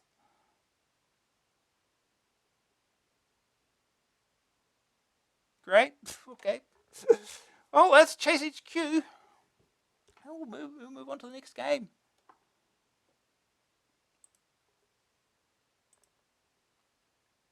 Next game is P-47 Thunderbolt by Firebird, $9.99 cassette, $14.99 disc, joystick or keys. Firebird's latest CPC blast won't win any prizes for historical accuracy, what with a World War II fighter plane fending off missiles and helicopters. But do we care? Stuff history, let's fight. The action is immediate. As soon as your plane scrolls onto the screen and screech German fighters eager to praying your kite. What? So spit on the trigger finger and join the fun because you're faster and more mobile than they are. First come the standard fighters, followed by helicopters, missiles, AK guns, tanks, and trains. You fly horizontally across the screen, spreading German wreckage all over the countryside, blasting anything that moves to your path. The op entails destroying 8 enemy big boys, but you've got to battle your way to them first. The plane's standard blaster is a forward-firing burst cannon, but that doesn't last long. Soon you'll get a chance to blast one of the choppers, pick up its power-up pod, and gain a special weapon. It could be anything from missiles to bombs to directional death frisbees. It's a great fun and are retained until the next power-up, regardless of dying in the meantime. So grabbing anything on offer is absolutely necessary. The first level sends you to a low-level raid. Your mission begins to blow the train off from its rails. Hope you're listening, BR. Ed. Whole wings of fighter aircraft swarm around, trying to intercept you before the target. To make matters more fraught, tanks and gun emplacements fire up at you. Helicopters hover, blocking your flight path, while the undulating ground proves to be perilous, ever-present enemy. Using the special weapons, you eventually make it to the train, having picked up a consignment of tall boy bombs just before it chugs into view. This ain't no run-of-the-mill hostile rounds. There's one safe position, however, where you can sit to drop your payload and the weapons can't touch. Send the train to the scrapyard and you're on to the next mission. Here your task is to catch a giant bomber to send it crashing down in flames, but the big danger is breathlessness, not the super fortress. The whole level takes place above the clouds, while the rising sun in the background, parallax cloud scrolling and vivid use of colour, make this a level to remember. The game's as tough, with ever more fighters flying at you, and big-ish mid-level guardians disguised cunningly as bombers. It's the missiles here that cause the palms to sweat shortly after the battle commences and fly literally hundreds of horizontal heat seekers looking to catch you out from their sheer pace. Later, a flight of SAMs break through the clouds, racing dangerously across the screen and forcing you once again to work out where on the screen the one safe haven lies. The final showdown with the bomber doesn't quite live up to the promise of the level, but by this stage you're glad of a rest. Level 3 is a more ground attack, with different backgrounds, targets, and airborne antagonists. The weapon stays the same, but the amount of anarchy gets ever more intense, and survival even less likely for this and the following 5 levels. The challenge of P-47 comes from the speed of the scrolling and the quickness of sprite reaction. Touch their stick and you dive earthwards at an alarming pace. Throw in some imaginative, if historically inaccurate, sprites to shoot, and you've a fresh and lively shoot 'em down, so it demands you play time after time. Some of this power is drawn from the graphics, which are complex enough to gain your admiration, but they never overpower the main game itself. The sunset on level 2 is a minor masterpiece. The ground details on levels 1 and 3 detailed enough to catch out the first-timer flyer who's used to flat, non-layered backgrounds. But oh, the explosions when anything on screen blows up. The multicoloured flames billowing out make napalm death look quite picturesque. The P-47 glides about the screen, banking when changing height or direction. The missiles travel at a speed that is disgusting and shouldn't be allowed. On the ground, on the grounds that it's far too dangerous. And this version of the P-47 can fly backwards as easily as forwards, so when the flak starts to clog the airways, you can weave around in a desperate hunt for an exit. Sonically, the game has limitations, mainly because so much of the machine is working overtime, trying to keep the high-speed sprites in action. There are explosions and fire noises, but in the heat of battle, it sounds more like a raging thunderstorm. There's a tune too, and its jolly jingle qualities sound almost perfectly out of place. It does serve to keep your mind off things, though, while you work your way past the loading screens in order to get back to the game itself. There are precious few really classy shoot-em-ups on the CPC. Luckily, their ranks have been swollen by P-47, which is simple but exceptional in its performance. My programmers haven't gone OTT, trying to cram it full of accurate World War II planes and obstacles. They just used that as their starting point and then went wild. Instantly addictive. You log many hours before you tire of P-47 and hang up your flying jacket. Get this kite stuck in your hands and you will soon know that you're in for a thrill-a-minute ride. P-47 may not tell it how it really was, but after a scant few seconds playing, you'll agree it's the way it should have been. First day target score, 30,000 points. Second opinion, just another shoot 'em up.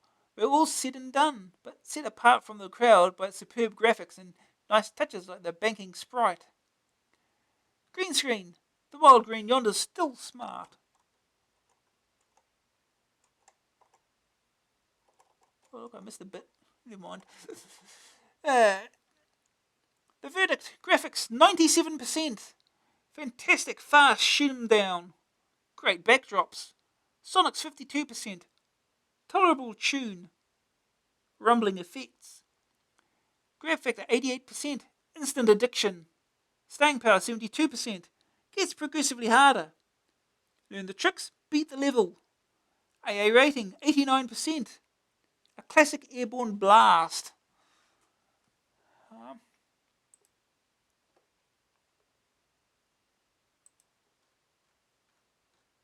This is fiber, right? Yep.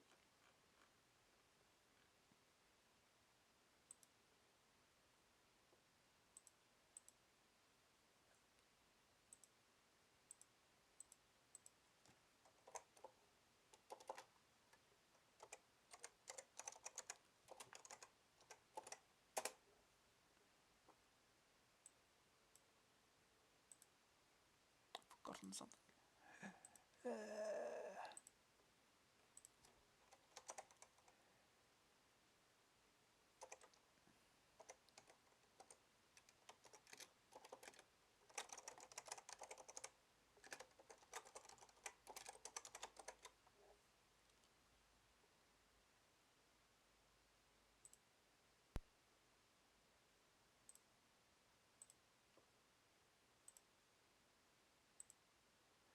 Okay.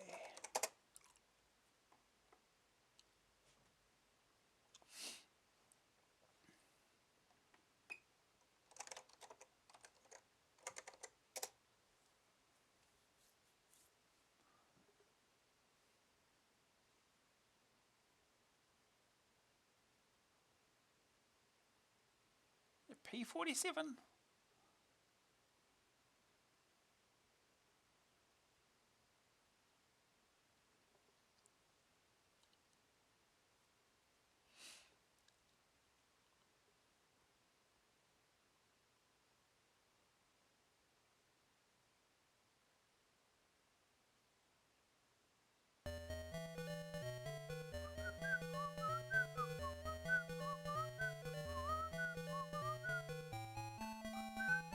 P-47, the Freedom Fighter.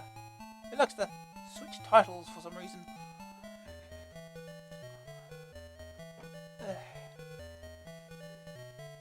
think you don't need to define keys, I don't think. Loading level 1. Well, hopefully you don't need to define keys.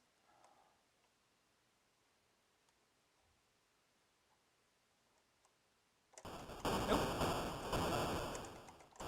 There we go. Oh. Good start. Oh, we can quit. That's good. Restart.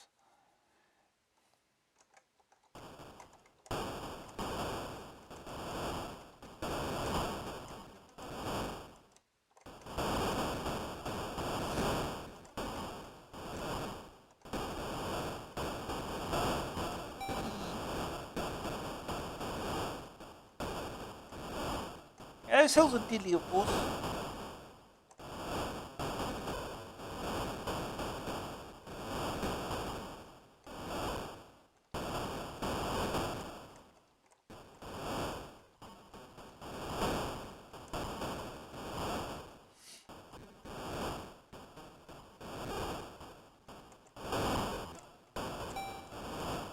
That's the one up already. Apparently one up powers you up as well.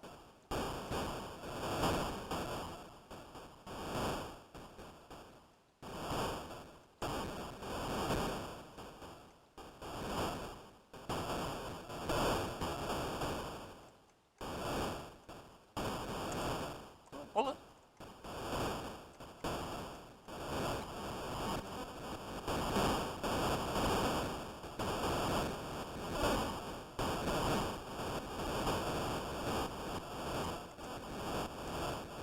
Ah!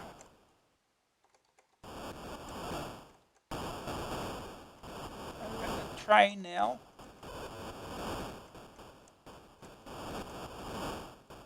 We safe here?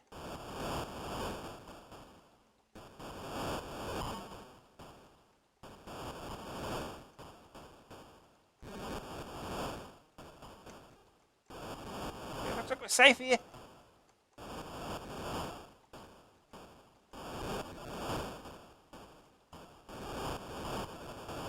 There we go.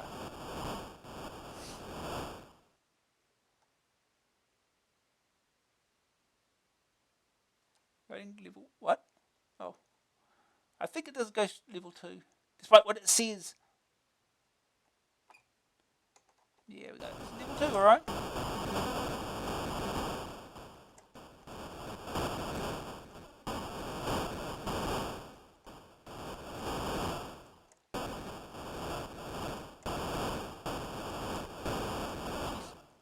Frame rate needs work at times.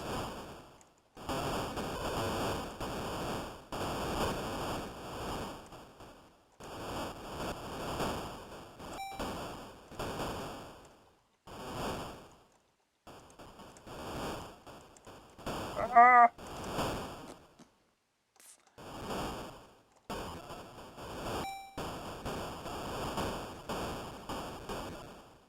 What hit me? I don't even know what hit me.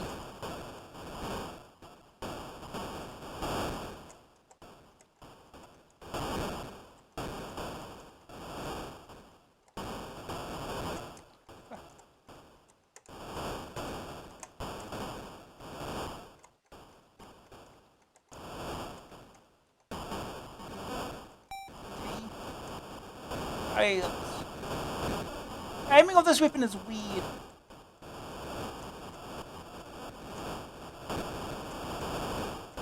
I don't even know what hit me again.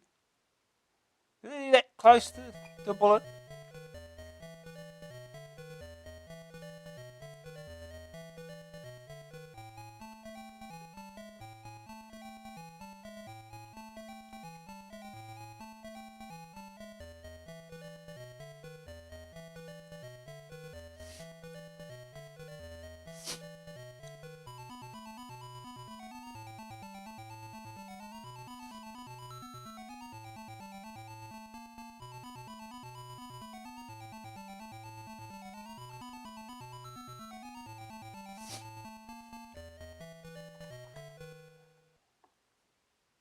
Try again. Gotta reload that first level.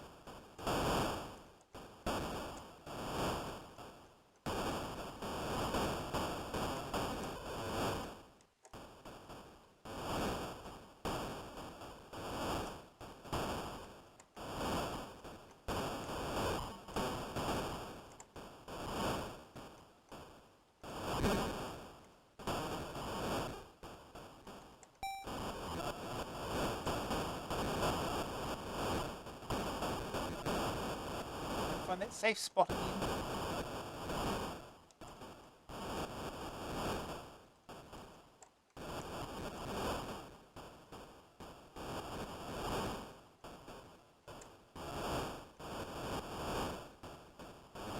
Yep, there we go.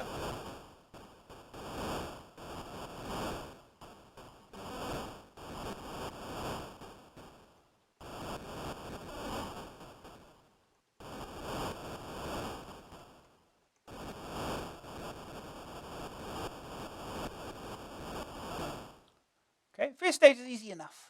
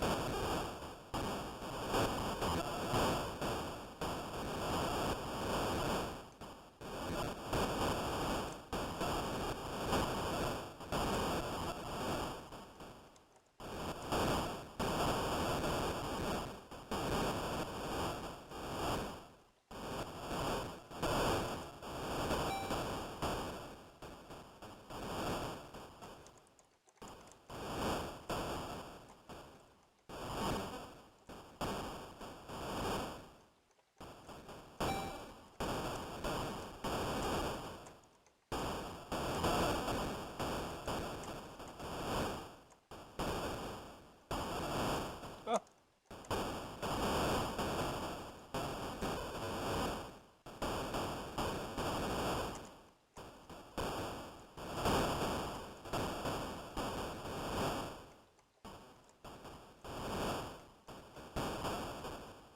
I'm sticking with this weapon. I think it's better.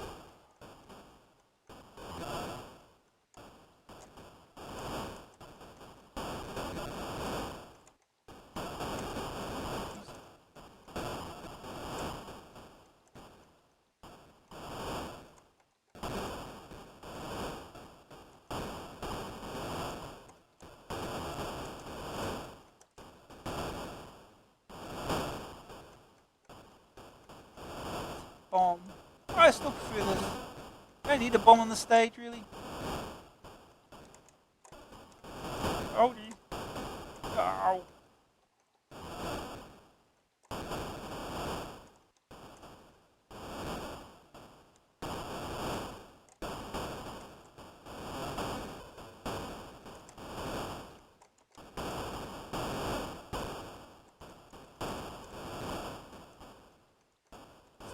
I think.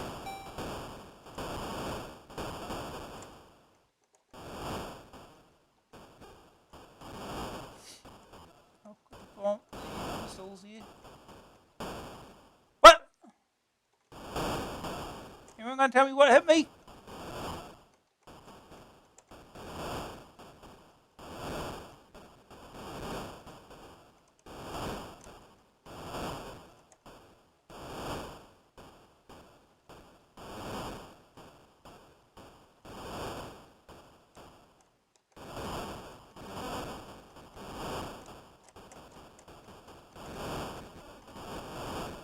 It won't take long.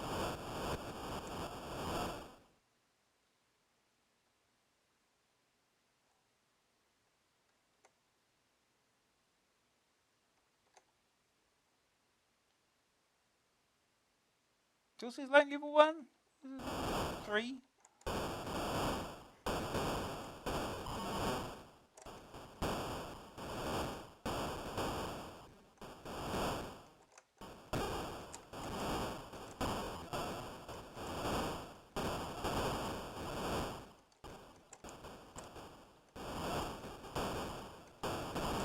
Oh no!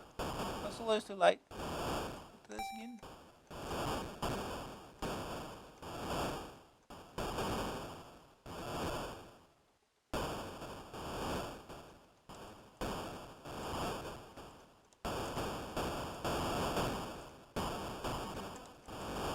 I don't want that.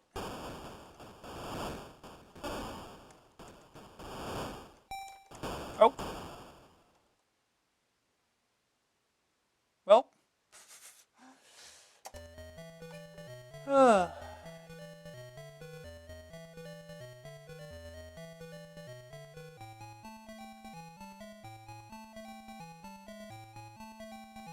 We got the first entire score, 30,000 points. Here we go. Probably not going to do any better than that though. We'll move on. Plenty to get through.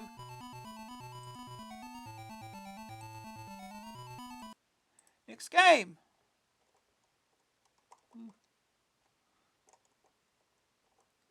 Next game is Beverly Hills Cop by Tynesoft. $9.99 cassette, $14.99 disc, joystick or keys. Sylvester Stallone was supposed to play Axel Foley in Beverly Hills Cop. Fortunately, he was busy, and Eddie Murphy became the streetwise Detroit cop. Now the heat is on for the CPC as Eddie once again gets caught in Beverly Hills. This time on the trail of arms smugglers. The game's 4 different sections can either be played individually, making it a long multi-loader, or an ongoing arcade adventure. They form a trail that leads Axel F to the heart of an international gun-running conspiracy. The bad boys have big bucks invested in this little scheme and will do anything to ensure success. So you'll need a cool head and a hot gun to survive, which roughly equates with winning. The first level's at the smuggler's base, where they've been stockpiling weapons as they're loading vans for the final big shipment. Into the danger zone rolls our hero, Axel. Walks between crates, trying to wipe out all the criminals. What's wrong with arrests all of a sudden? Blasting away with his Colt 45, he can only duck out of the way of shots. While the criminals have plenty of crate cover, and will stop at nothing to kill him. Being arms dealers, they've got plenty of cannon power and must be dispatched with the utmost speed, because if you let these heavies get on top of you, I think that's enough, Ed. This level is seen from the side as Axel fires forward and overhead, cowers and runs. The criminals fall quickly when shot, but so does Mr. Foley, so take care. The second section follows the warehouse raid, and some of the loaded vans attempt to escape, but they haven't bargained on Axel Foley's merc. The dashboard's at the bottom of the screen and the car controls in the centre. A barren landscape surrounds the road, but it's the tarmac that's important, not the scenery. You overtake the trucks and shoot the ammunition inside, forcing them to stop. The bad guys throw out crates to block your path, but there's no problem for a master driver like yourself or Axel. Although no threat to Chase HQ, this section works well. If anything, though, it's too easy. Once you've nicked the villains, you go onto the next stage via the main menu and loading screens.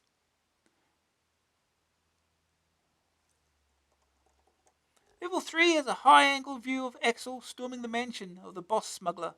He's positioned 39 guards on the grounds, and Axel didn't leave one alive. You need to stalk and track the guards and then kill them. A flick-screen game, it has some nasty surprises, with Axel stumbling into large groups of guards all pointing their guns his way. A good memory, a cool head, and quick reactions are essential if you're to triumph over the apparently unsurmountable odds. As with all the games, you get 3 lives, each depicted as a heart that slowly drains with blood as the fight and time continues. Once into the mansion, the 4th level, it's a game of Catch the Criminal. It's a Freescape meets Operation Wolf view of the world as you roam around the corridors, gunning down more guards trying to find the hostage they've snatched as insurance. There are 4 floors, all connected by lifts, and to add spice, there's a bomb planted to ensure you'll never take Mr. Big alive. The game's objective is threefold. Find the hostage, kill Mr. Big, and if a bomb is activated, know the shortest possible route out of the house. With only 3 lives, he who hesitates is boss, with a foolhardy soon going up in the world. The nature of the game means that there can be no overall graphic style. But what there is looks a little rudimentary. Importantly, though, the graphics always remain clear, never impairing the game. The film tone is detrimental in this respect, as the movie has such strong associated images for the game's player to compare with the on-screen action. But you'd be hard-pushed to fault the soundtrack, which features the hit theme Axel F. Well, not perfect, it's good enough to recreate the feel of the film. Beverly Hills Cop was a tough license, and the film relying 100% on Eddie Murphy for character. Without his humour, the game is bound to fall short of any expectations, but it's still good. Even with its base graphics, this Eddie Murphy compilation works. The games are well thought out and implemented. They favour the easier side of play, partially due to the ability to select them out of sequence, but also because in the movie the outcome's never in question. Axel always wins, and it's the style in which he does it that matters. The film was also noted for its profanity, and Tynesoft have produced a game about Eddie Murphy that manages to avoid the word. Do you mind, Ed? First air Taylor score, finish level 1. Good luck. Second opinion. It's far too easy. All the good ideas in the world can't save a game if you finish it in one afternoon. A good try, but not good enough. Green screen. PCH is A-OK. The verdict. Graphics, 60%. Functional, effective sprites. Not a stunner. Sonic, 75%. Axel F on the CPC. Moderate effects. Grab factor, 77%. 4 different games at your fingertips. All very playable. Staying power, 61%. Play games individually or as a arcade adventure. Too easy? AA rating, 69%. Movie fun in multiple stages. Huh?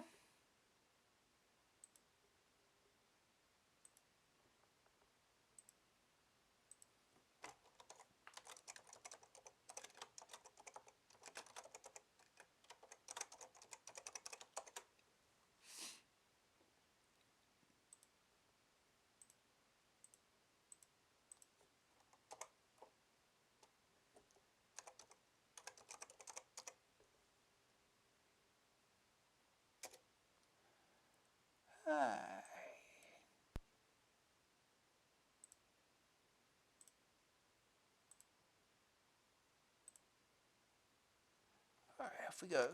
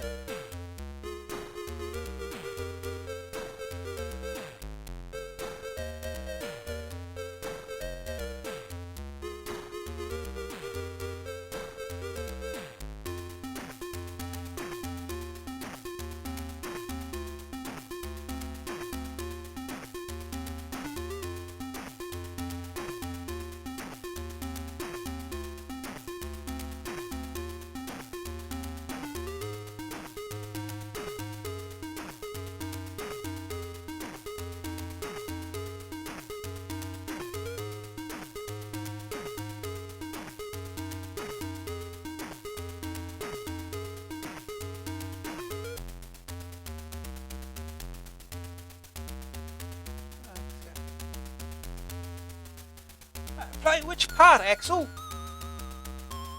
Or the game? I'll start with the warehouse. I couldn't even figure out what the controls were like on this.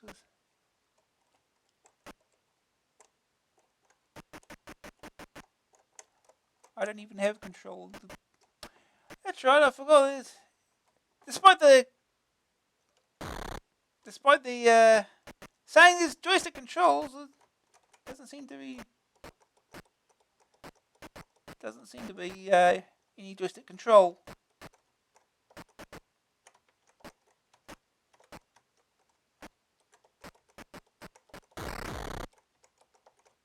He's dead. Too easy, they said. Oh, those are mines. Okay, those are mines.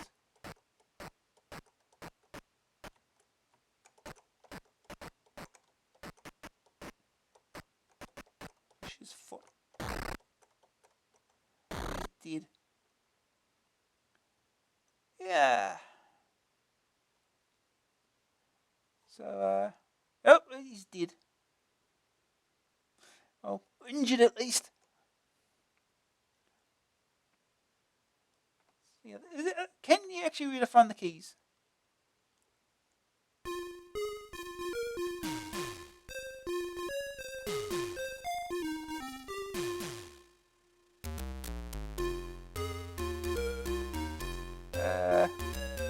Let's look at the manual. Maybe it'll mention something.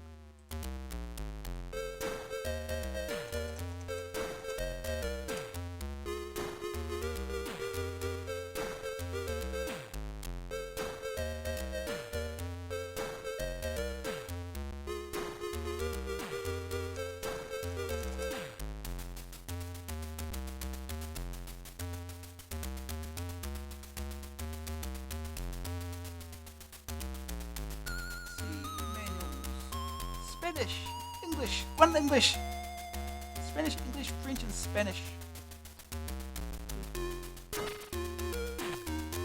On title screen, press J for joystick or key for keyboard. There's absolutely no indication of that whatsoever.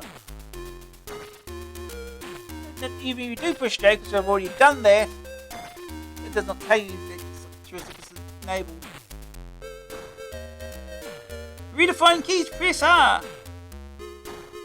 Again, it doesn't indicate that there is an option for that.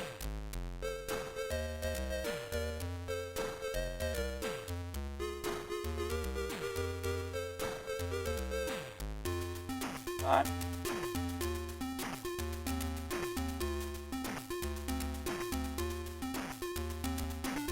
Okay. G for joystick. Does not tell you, but we'll assume it works. Let's find out.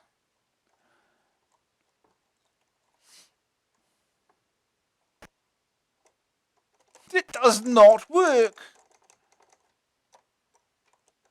Can we exit? No.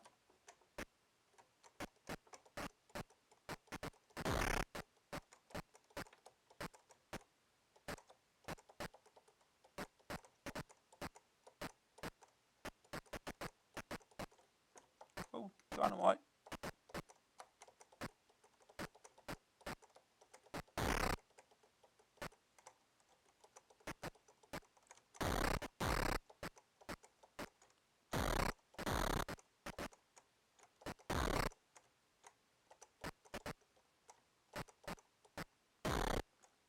Ow. Just roll that mine into my feet. It's fine. Can we... Is there a jump? There's no jumpers there.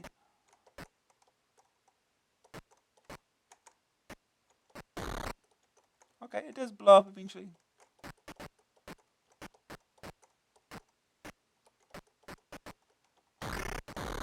Well, now you shoot downwards.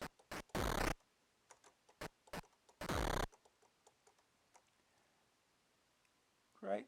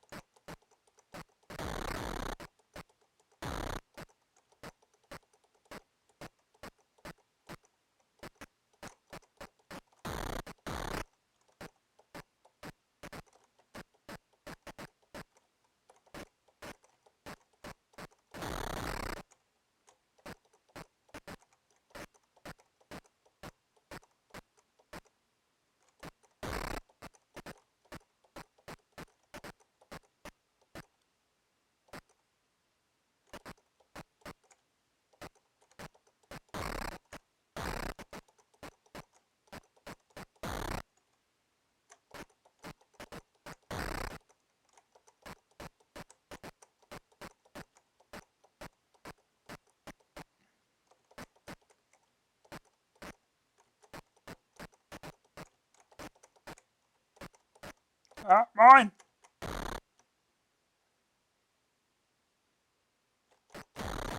Yeah. What else I gotta do?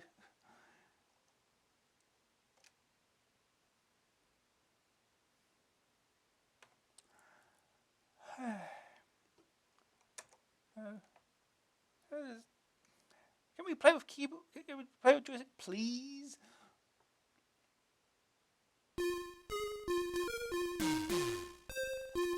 Ah, it does nothing.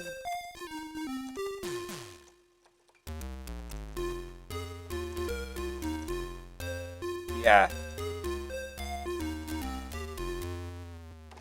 Can't redefine keys into nothing. Instructions are telling lies.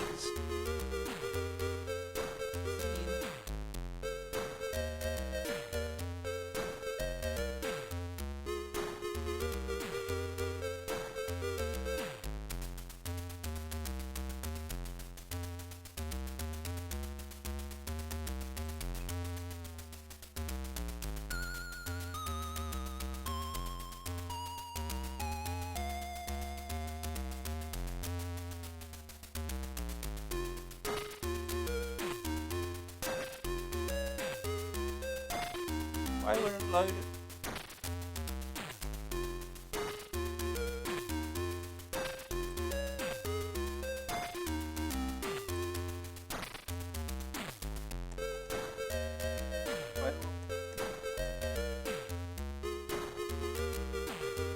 No.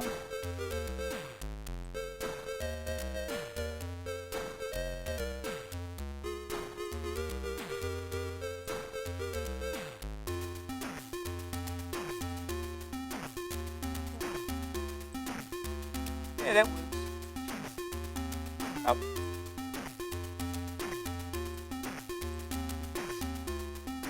Okay. On the title screen, press J for joystick or K for keyboard. The keys are set as up, down, yeah. At least that's right. Redefine keys, press R and select your choice of keys. Again, it does not work. Nonsense. It controls normal keys or joystick.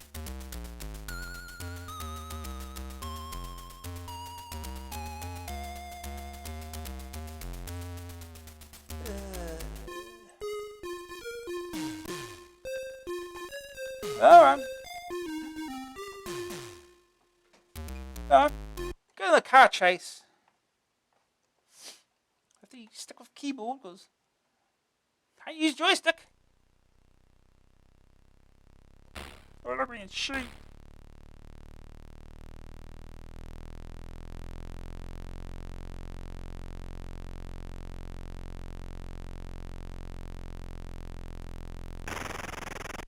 Oops. Splat! Game on. I think you just gotta get past those. I don't know.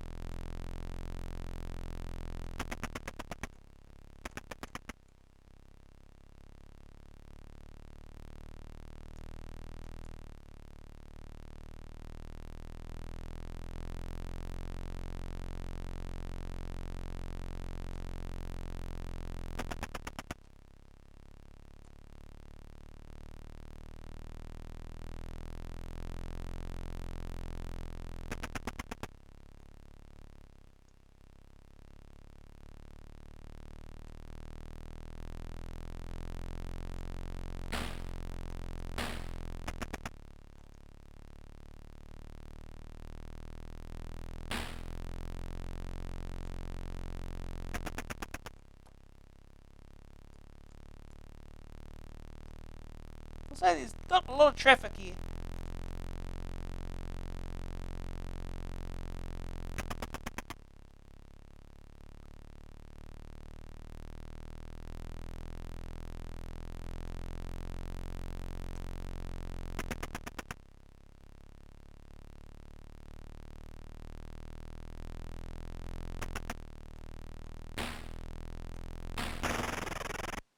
Splat.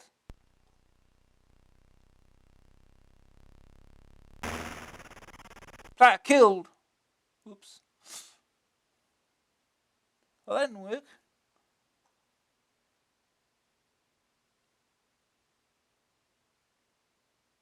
Back in hospital he goes. Try again.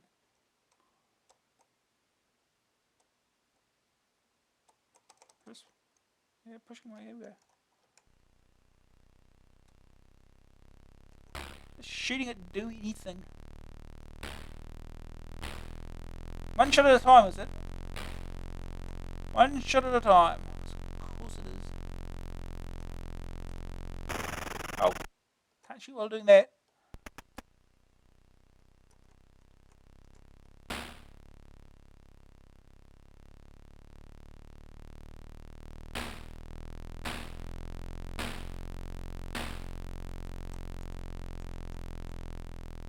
Oh, I'll just go past. It's fine.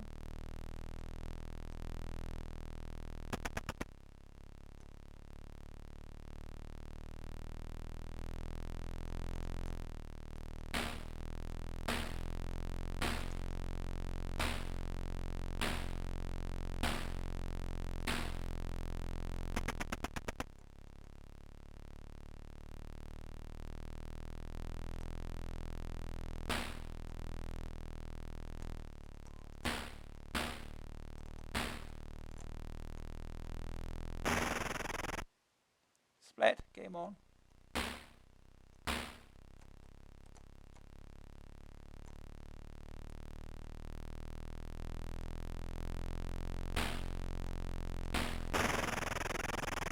Yeah, can't shoot it. At least it doesn't seem to be obvious that you can.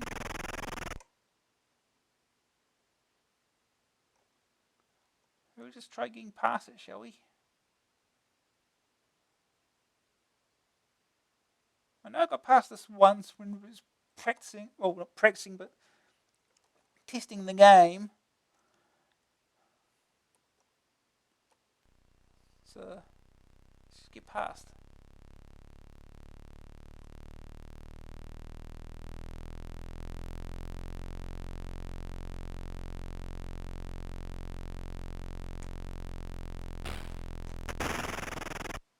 Well, that went well.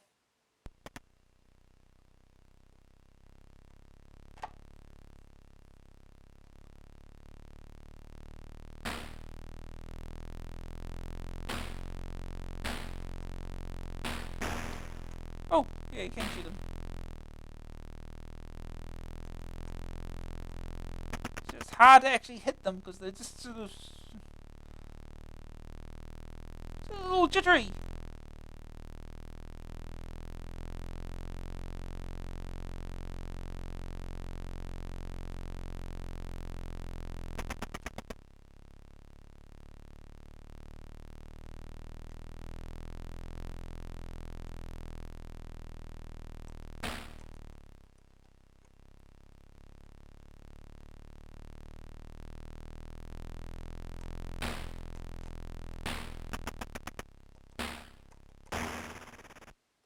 Gotcha!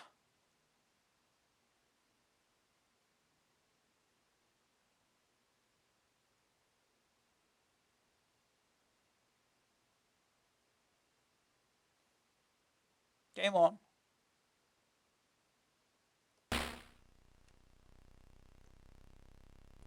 Tried it again, apparently.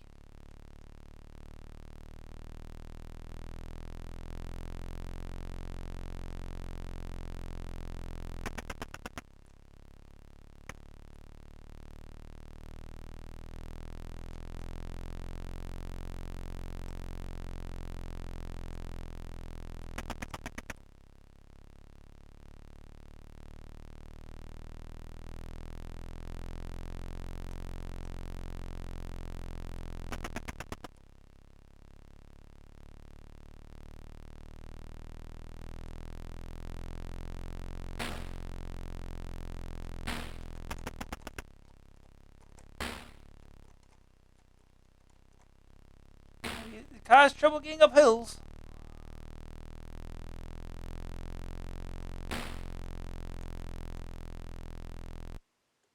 Game 1.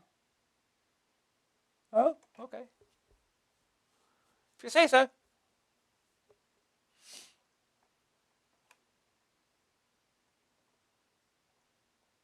Next event loading.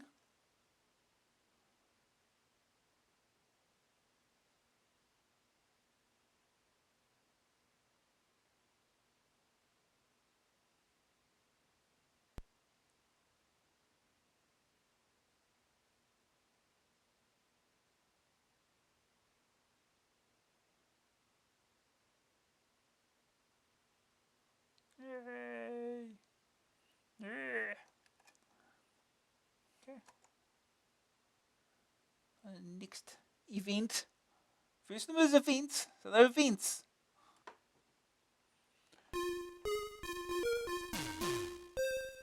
Still mansion.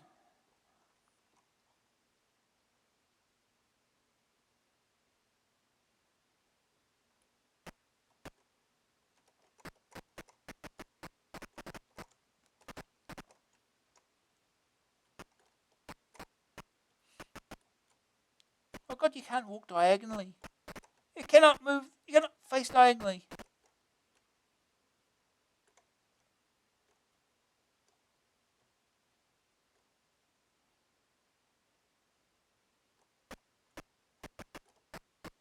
Oh, they're both dead. Men. You're supposed to know where they are. You have to memorize this.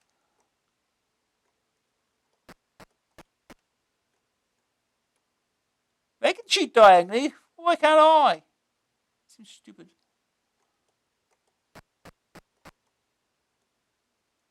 How did that not hit?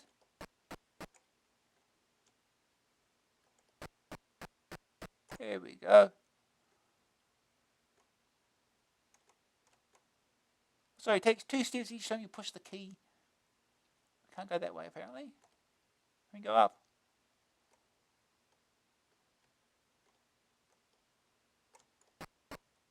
Oh, he just went downstairs and he went back up. Because he didn't like what he saw.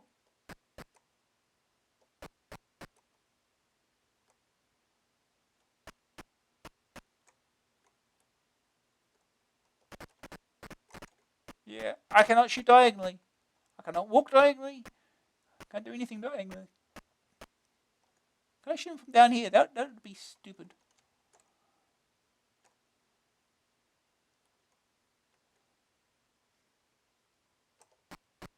Yep, here we go. Can't get through this gap.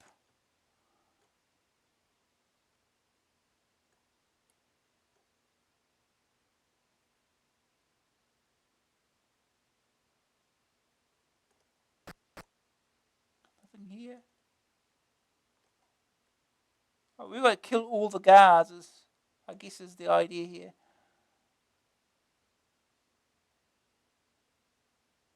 There's nothing that way, apparently.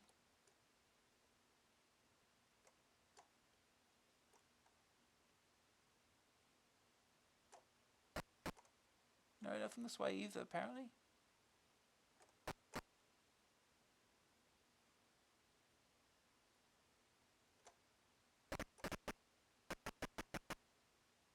Okay, there's 2 here, okay.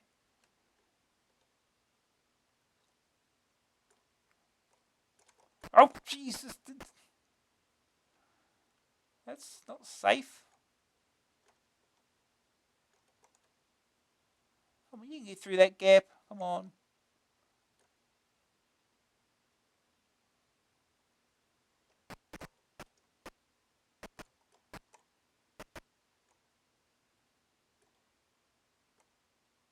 There's a dude over here too. See his feet.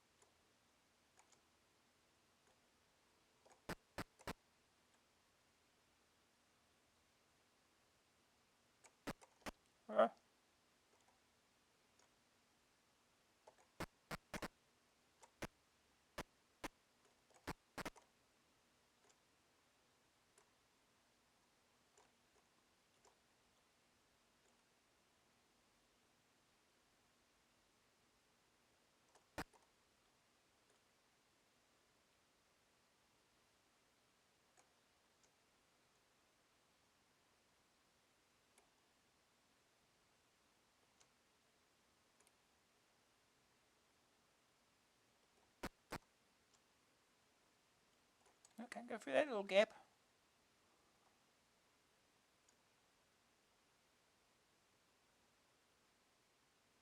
Okay, nothing that way. Okay.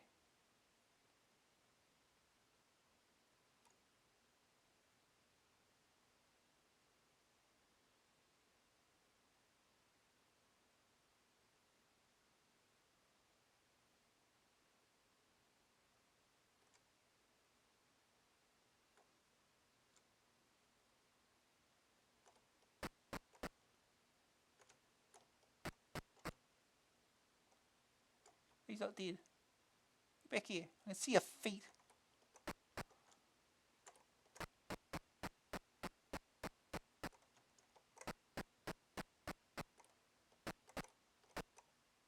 Here we go.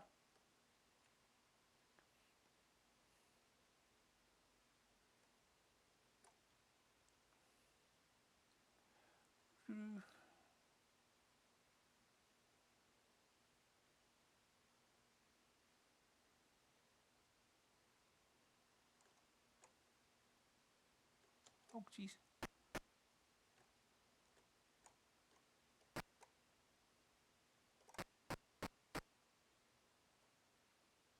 25 guards left.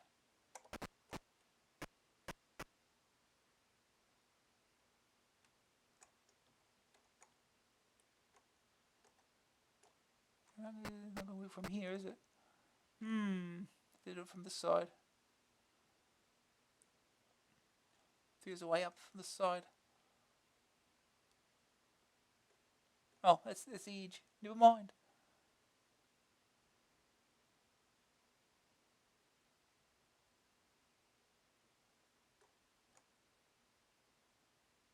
It'd be nice if he ran or something. Sort of. Oh no, this is it. It's the only way up. I walk up and you're going to get shot, and it's it, right? Oh, he moved. Okay. Okay.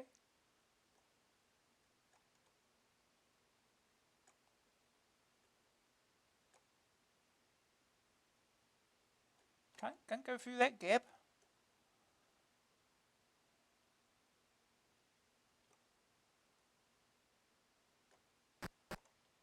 Nope. Nobody here. Anyone hiding in these trees? No. How big is this mansion?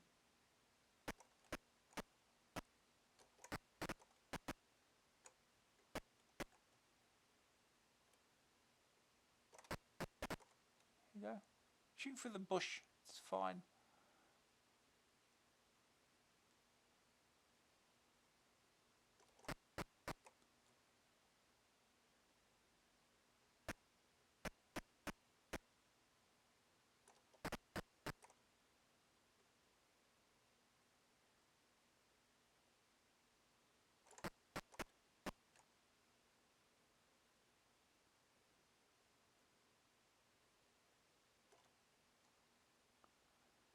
Three left. We're halfway there.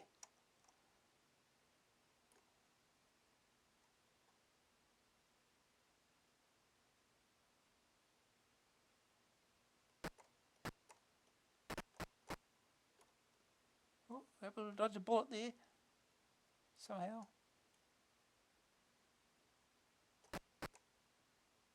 There's a dude there. I can see his legs. Oh no, he's dead. What happens if we touch water, I wonder? Will we drown? No, we just can't. It's going to be a wall, basically. Can't step over it or jump it or whatever.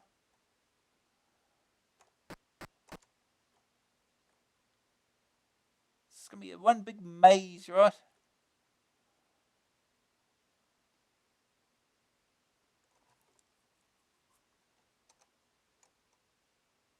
Oh, jeez. Okay.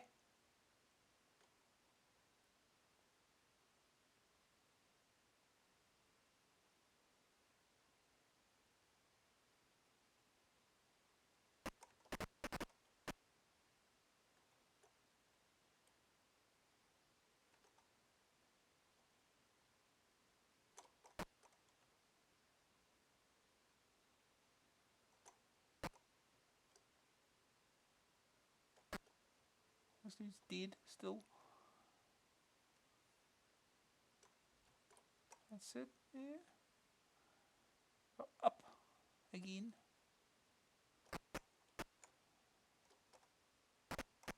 Now all of a sudden I can scroll left.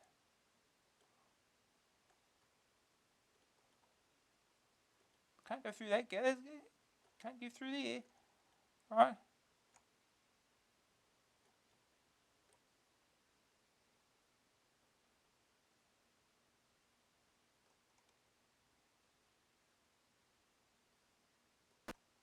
Oh god.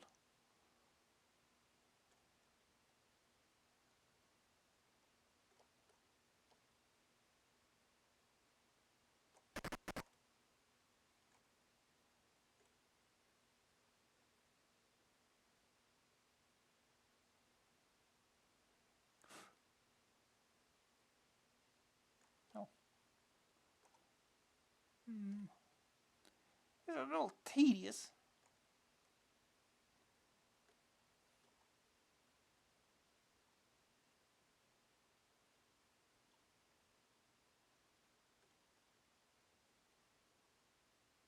Oh, we went this way. What are we doing? This is the way we came in here. We get over there. Yep. You can jump that.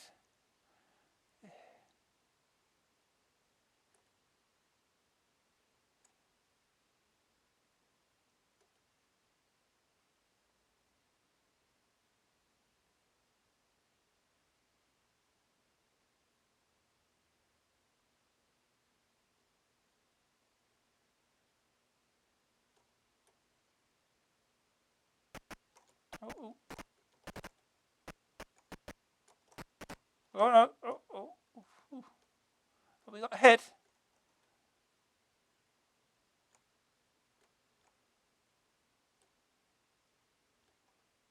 It was avoidable or something, but eh. 9 guards remain.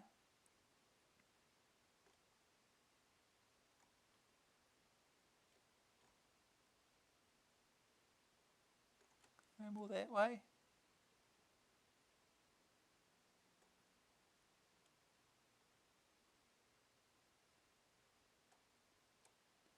Okay, it's just there. Okay. Okay, Axel, you can run faster than that. Oh.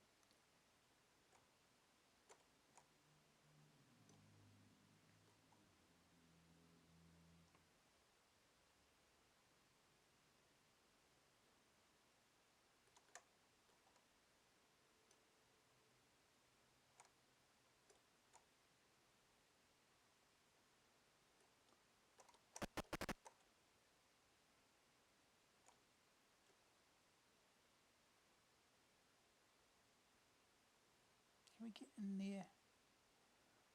Through there.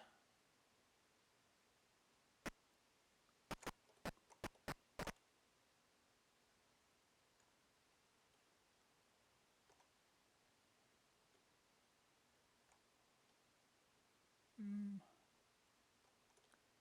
if we can follow this thing.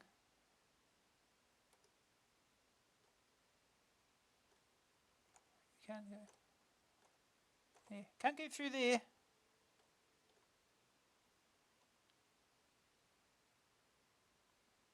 Only 7 guards remain.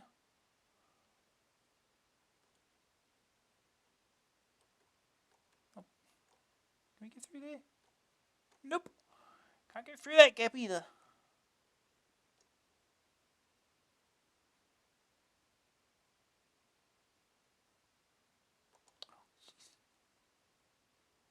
How do we get up there? We need a map.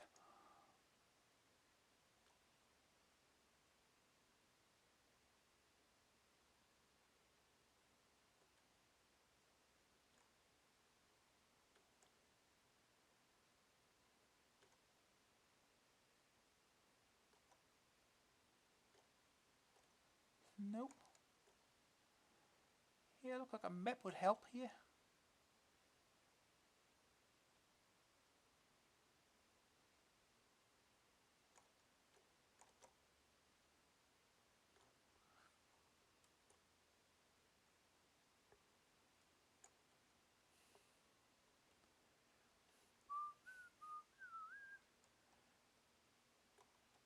No, can't go that way. That's why. Alright, now we just lost.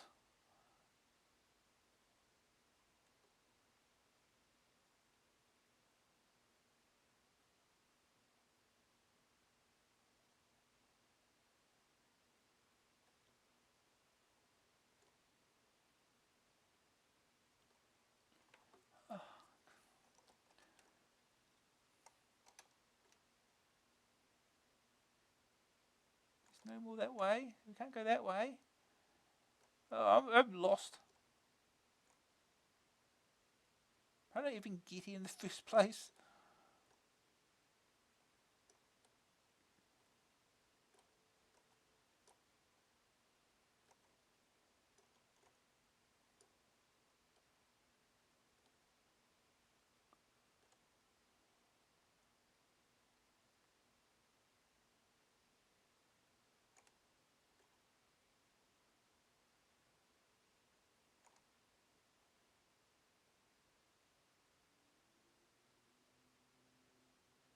Can't get through there. Yeah, I'm lost. Utterly lost. So you can't see what's on around the edge. You can't see if there's a space in one area where there might just be a gap or something. But no.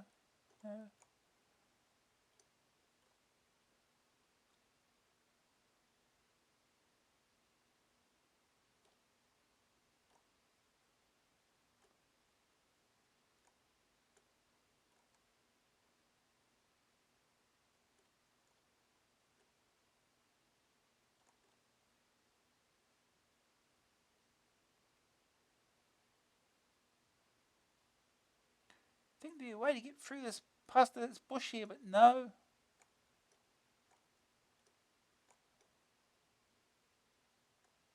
Nothing here.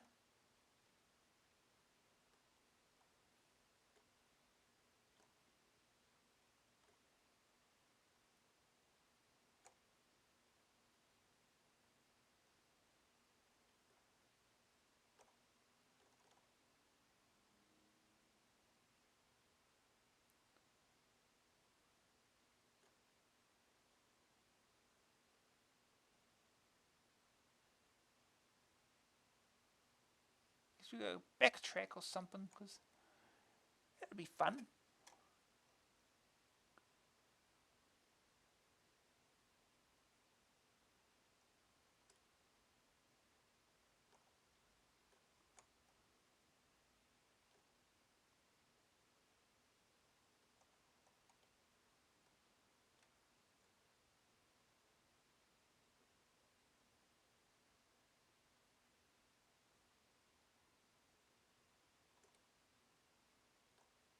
Maybe we'll go up here.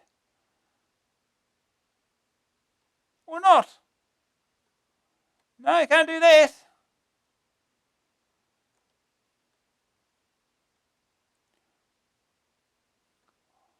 No, I'm completely lost. I have no idea where we're supposed to go now.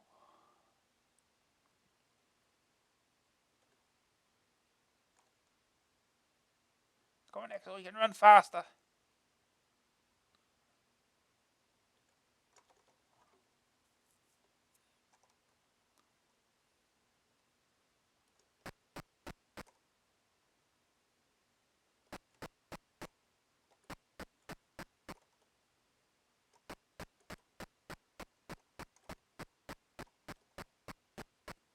Right, he's trying going that way. What? Oh, can fly diagonally.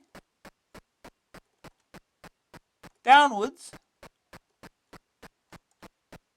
But not upwards.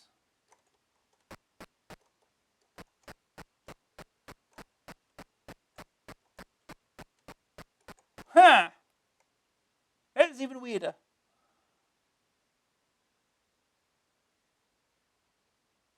Just why you don't have an ammo limit or anything stupid like that.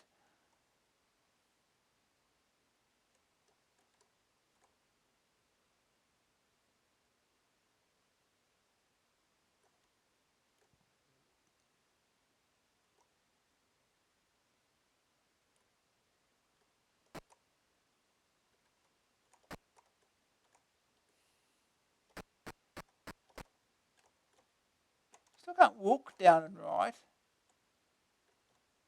But you can at least shoot that direction, I suppose. 6 directions, I guess, is better than 4. So how do we get over there? I am absolutely lost.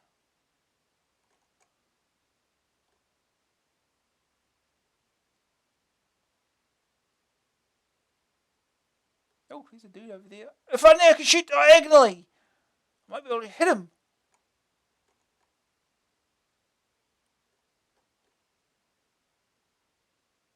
I think you could jump or something. Like jump over these canals? I don't know. Whatever these are.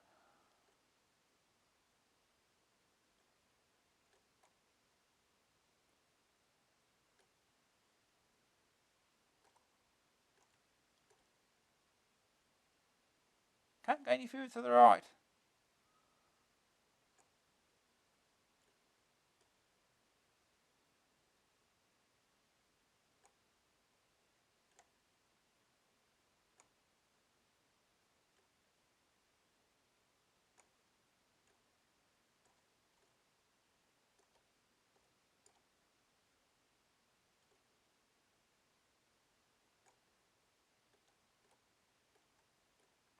Nope. I'm looking up a map. Do we have a map for this damn thing?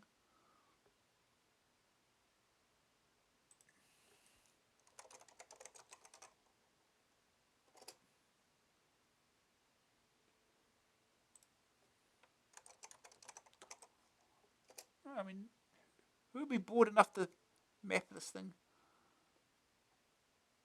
Ooh, map!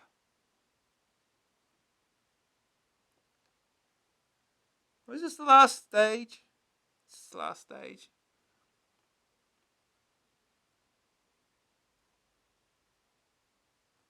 It's the map of the last stage, not the third one.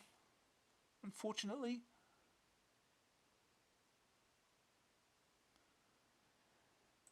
Oh,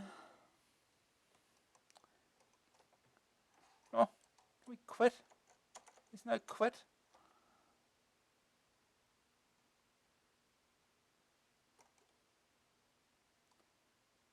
Yeah, where do we go? What do we do?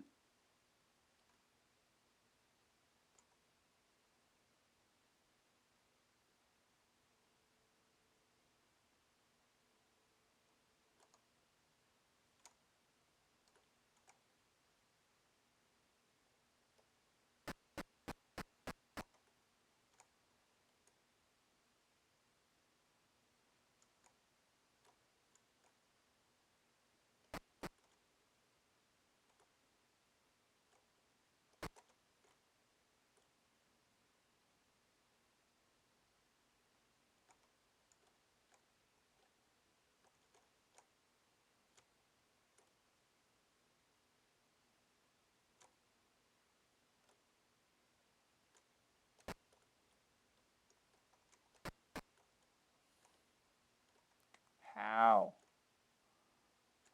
How do we get there?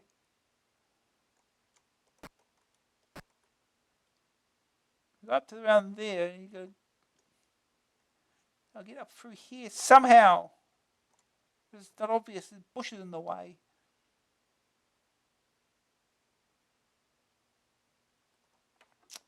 Yeah.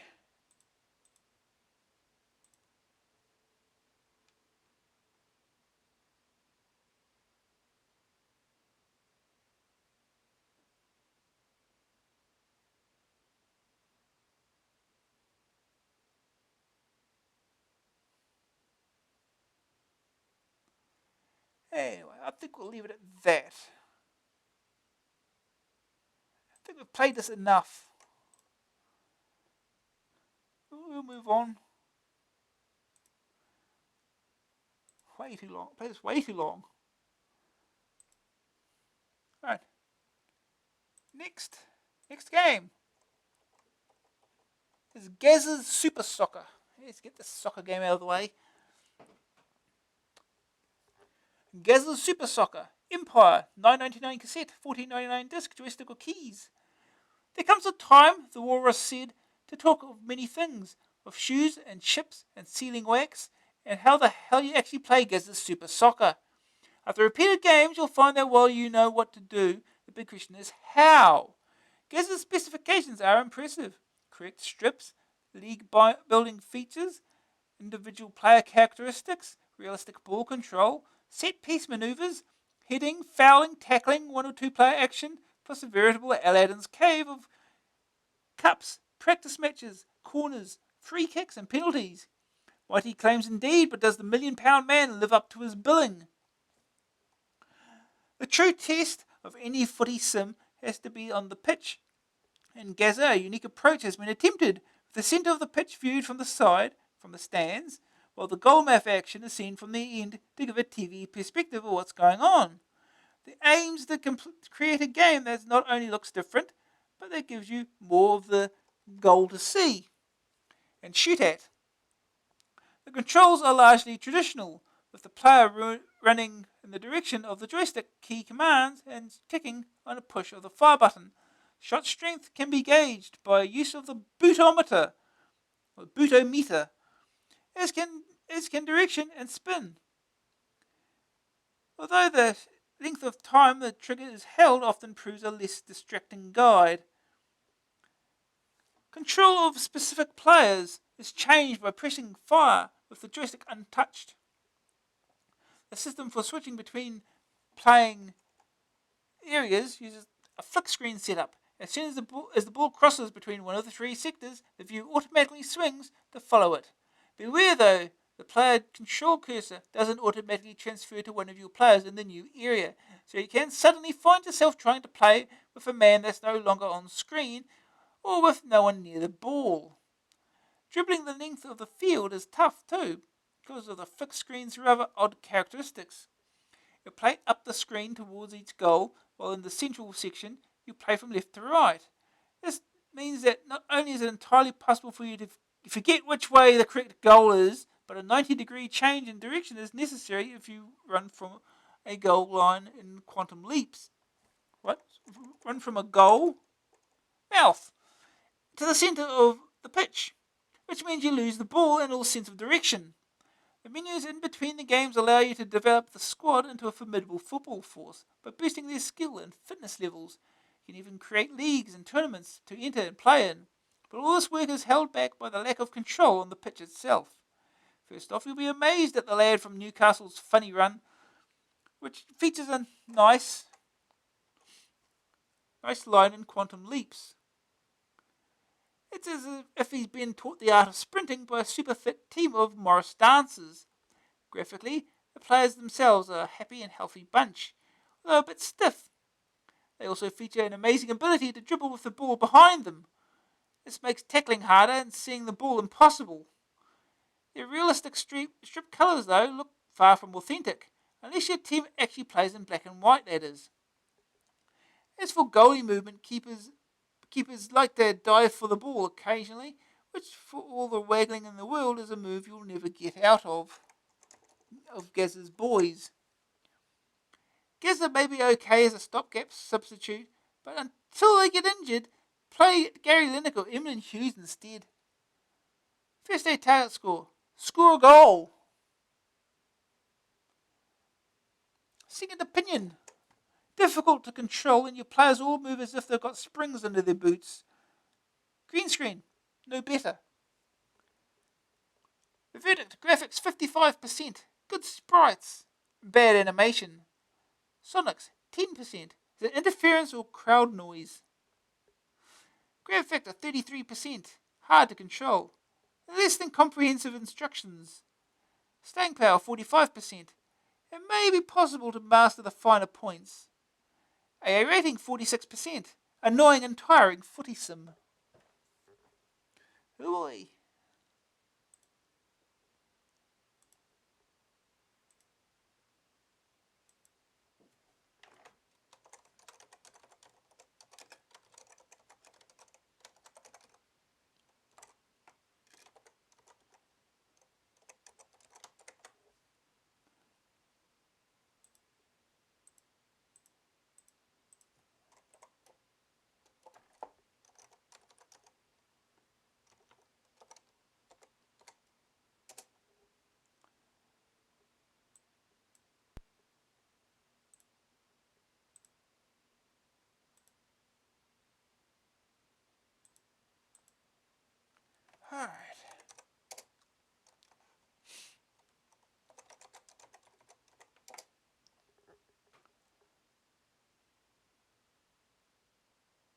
Gazza's Super Soccer.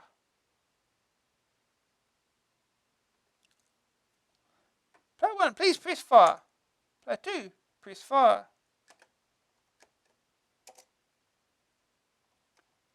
Left, right, up, down. Create league, create cup, play friendly. We just play a friendly. Player versus computer. Spurs versus Nottingham Forest. Oh, well, not Forest. I presume that's what it is. Play game. Let's go. First half. Press any key.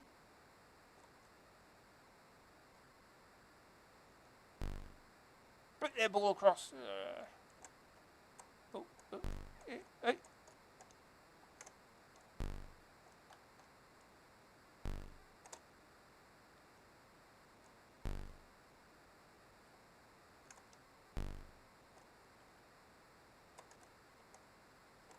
What's the character am I controlling? Oh, there it is. Goal kick. Oh, I'm controlling the goalkeeper now. Still controlling the goalkeeper. I want to shoot. Oh no. Well. Kick that ball away.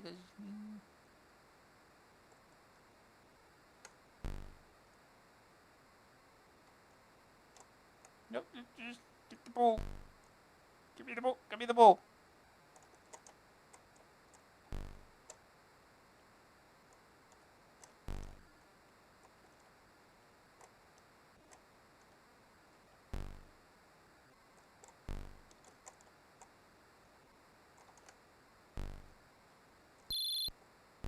Goal kick.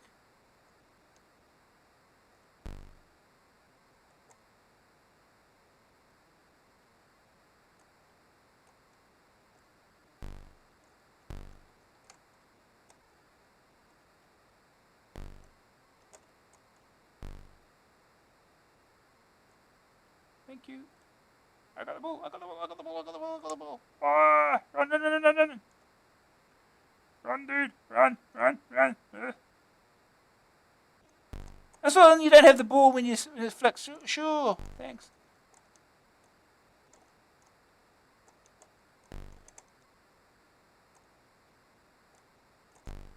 Oh, jeez. Throw in.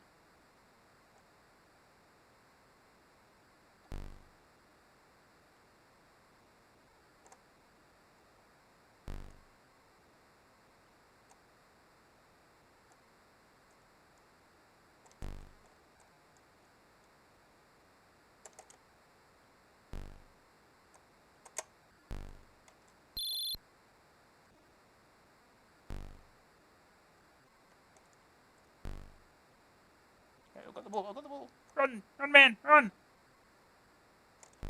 All of a sudden you don't have the ball. Oh, I got the ball.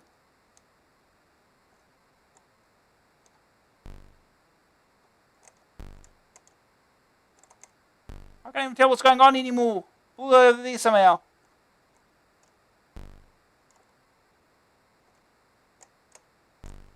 Yeah. Oh, what's going on?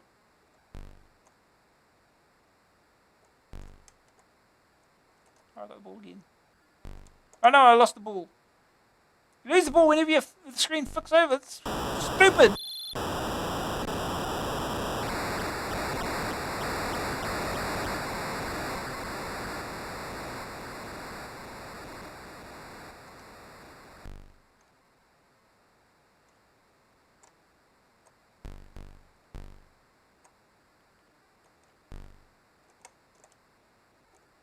Second half. Press any key. Should go to the left now, right?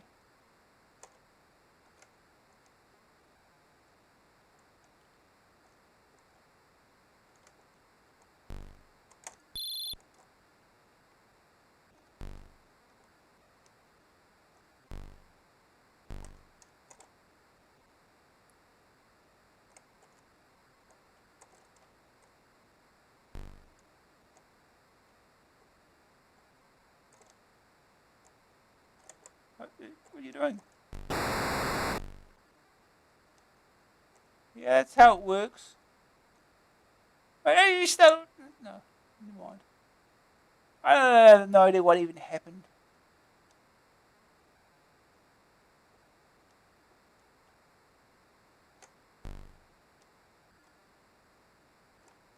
What? It doesn't even switch players to who you're kicking it to. That's stupid. Oh, wait. Where are you going?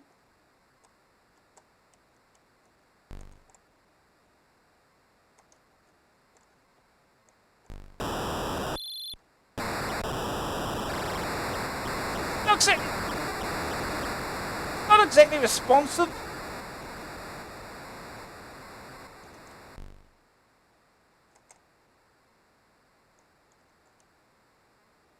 Okay, I got the ball. I got the ball. I got the ball.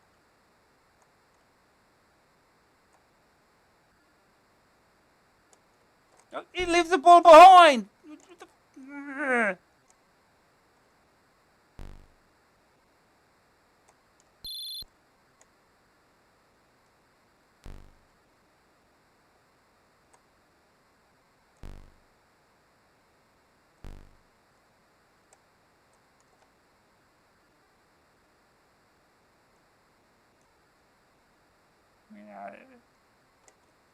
He got the ball off me somehow. I have no idea how this game works. Goal kick.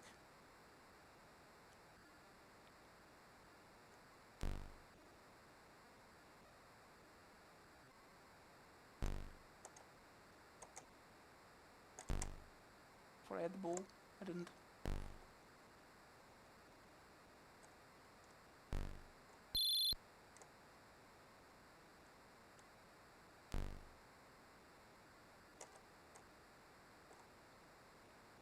I have no idea what this game's trying to do.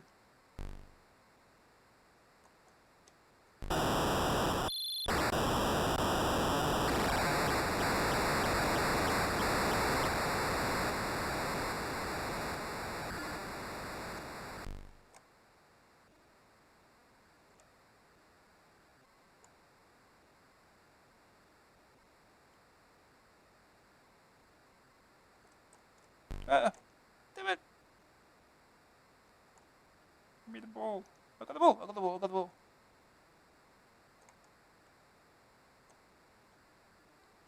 Shoot, shoot, shoot, shoot, shoot, shoot, shoot, shoot.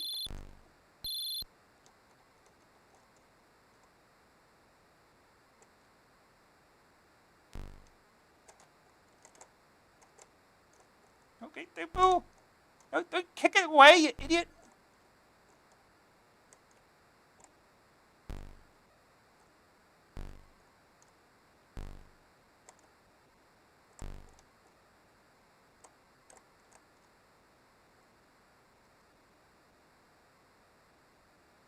Hey.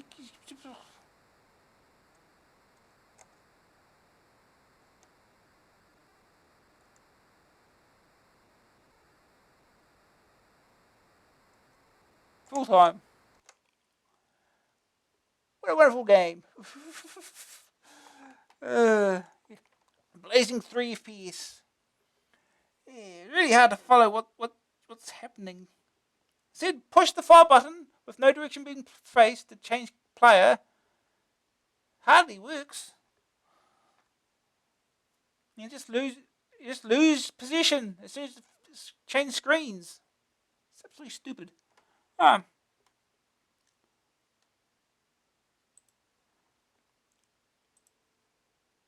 don't need to play that anymore. One more game. Oh, we'll look at the preview, I suppose, of Castle Master. I think we've got 5 games left. Nothing new in there. We did Double Dragon last time. There's another compilation of Double Dragon in it. It's the same one based on that screenshot. Ninja Warriors.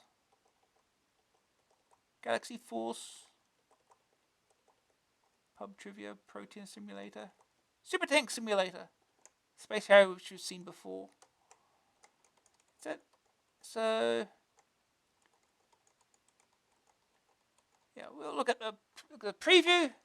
I think we'll leave it at that. Alright, Castle Master. The first CPC screenshots Incentive have been strangely quiet, since the stunning Total Eclipse Master Game and cover tape, AA40. Now the wait is almost over, and AA is able to bring you the exclusive preview shots of the next incentive epic, Castle Master. Castle Master takes you to the 16th century in a world of knights, dragons, and wizardry. A young royal has been kidnapped and has to be rescued from a castle guarded by snakes, spirits, and other strange beasts. You must break into the fortress, search for the four towers, and save them, all while destroying the forces of evil, constantly chipping away at your courage. Fail, and the portcullis will come crashing down, trapping you forever. If you've never played a Freescape game, then look to the screenshots and marvel. Castle Master will let you wander corridors and rooms, examining them from every angle, trying to find those vital relics that will turn the game. You can pick up objects and catapult them. Where are we? Yeah, you can pick objects and catapult stones at spirits with a realistic time scale, injecting the need for speed, living the adventure rather than reading about it in text messages. These screenshots and plot synopsis indicate that the graphics will be more detailed than even Sphinx Jinx or Total Eclipse, the brain-teasing puzzles more complex than Darkside or Driller. Are you ready to try your hand at becoming a Castle Master? AA is, and we'll bring you the review as soon as the first disc is mastered. Here's your screenshots. They're 3D.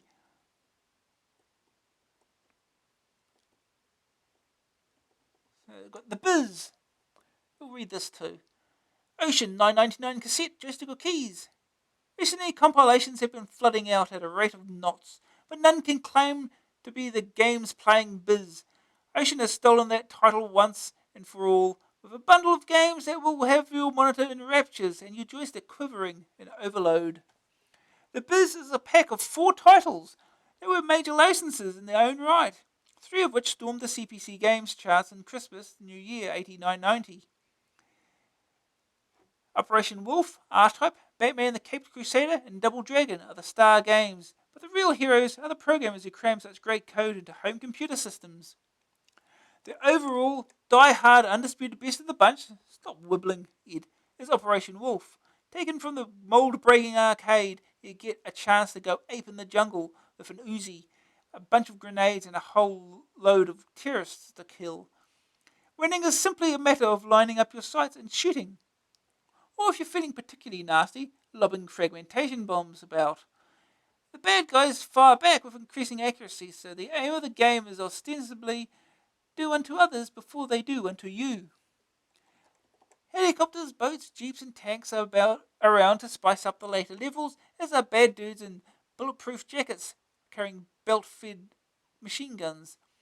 You need to collect energy giving pop bottles and ammunition to replenish your constantly dwindling supplies. It got a rave and deserved every percentage point for the frenetic action it captured on screen. R-Type is in much the same vein, a scrolling shoot-em-up that was a smash in the arcade due to the vast array of aliens, guardians, and power-ups on offer. Again, the IQ level may have been lacking, but the speed of reaction required was enough to ensure instant addiction. The CPC version, a spicky port, initially looked disappointing, but if played, a magic all of its own was soon apparent. It's tough, but practice soon allows perfection in the arts of trashing tentacled things, particularly with the special weapons, which are both pretty and effective. Batman the Caped Crusader is an action-adventure that seeks to capture the flavour of the camped-up 60s TV series. Batman has to find a whole host of objects to defeat the Joker and Penguin in 2 separate stories. The graphics feature heavy comic book influences, each with screen appearing overlaid on cartoon fashion. A short, squat Batman and items such as the Bat Disguise Kit, Mickey Mouse ears, to let you sneak into the felon's hideout. A strange and intriguing game. Double Dragon, the original beat-em-up, suffers the same sorry fate as many coin-op conversions and just doesn't stand up away from the arcade. The graphics are all very pretty, but the sprites move at the speed of an arthritic slug on Valium. Seeing as everyone else moves in slow motion too, though, it somehow makes the game almost playable. Most people would be outraged, but dedicated Dragon fans will no doubt find its baseball bat swing charm as irresistible as ever. What separates the biz out from the crowd isn't just the overall quality of the software, but the variety of games within the compilation. Operation Wolf gives plun- plunges. Operation Wolf gives plunges you deep into the action with a novel and much imitated arcade blast. R-Type takes the more traditional route into the world of alien bashing with a shoot 'em up that breaks no bounds, yet is a fine example of the genre. Batman provides the grey matter with something to do between the random acts of brutality. Double Dragon, meanwhile, has its place as the token beat 'em up. Even though the compilation is only on tape and 3 of the games are multi-loaders, it's a stonking selection.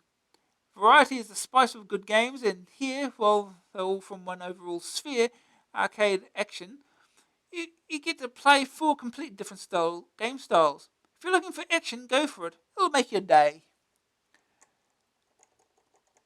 The verdict. Double Dragon, not reviewed, but we saw that last week. Operation Wolf, issue 40, 81%. R-Type, AA41, 57%. Batman, AA41, 74%. AA rating, 81%. A great mix of games. Truly the biz.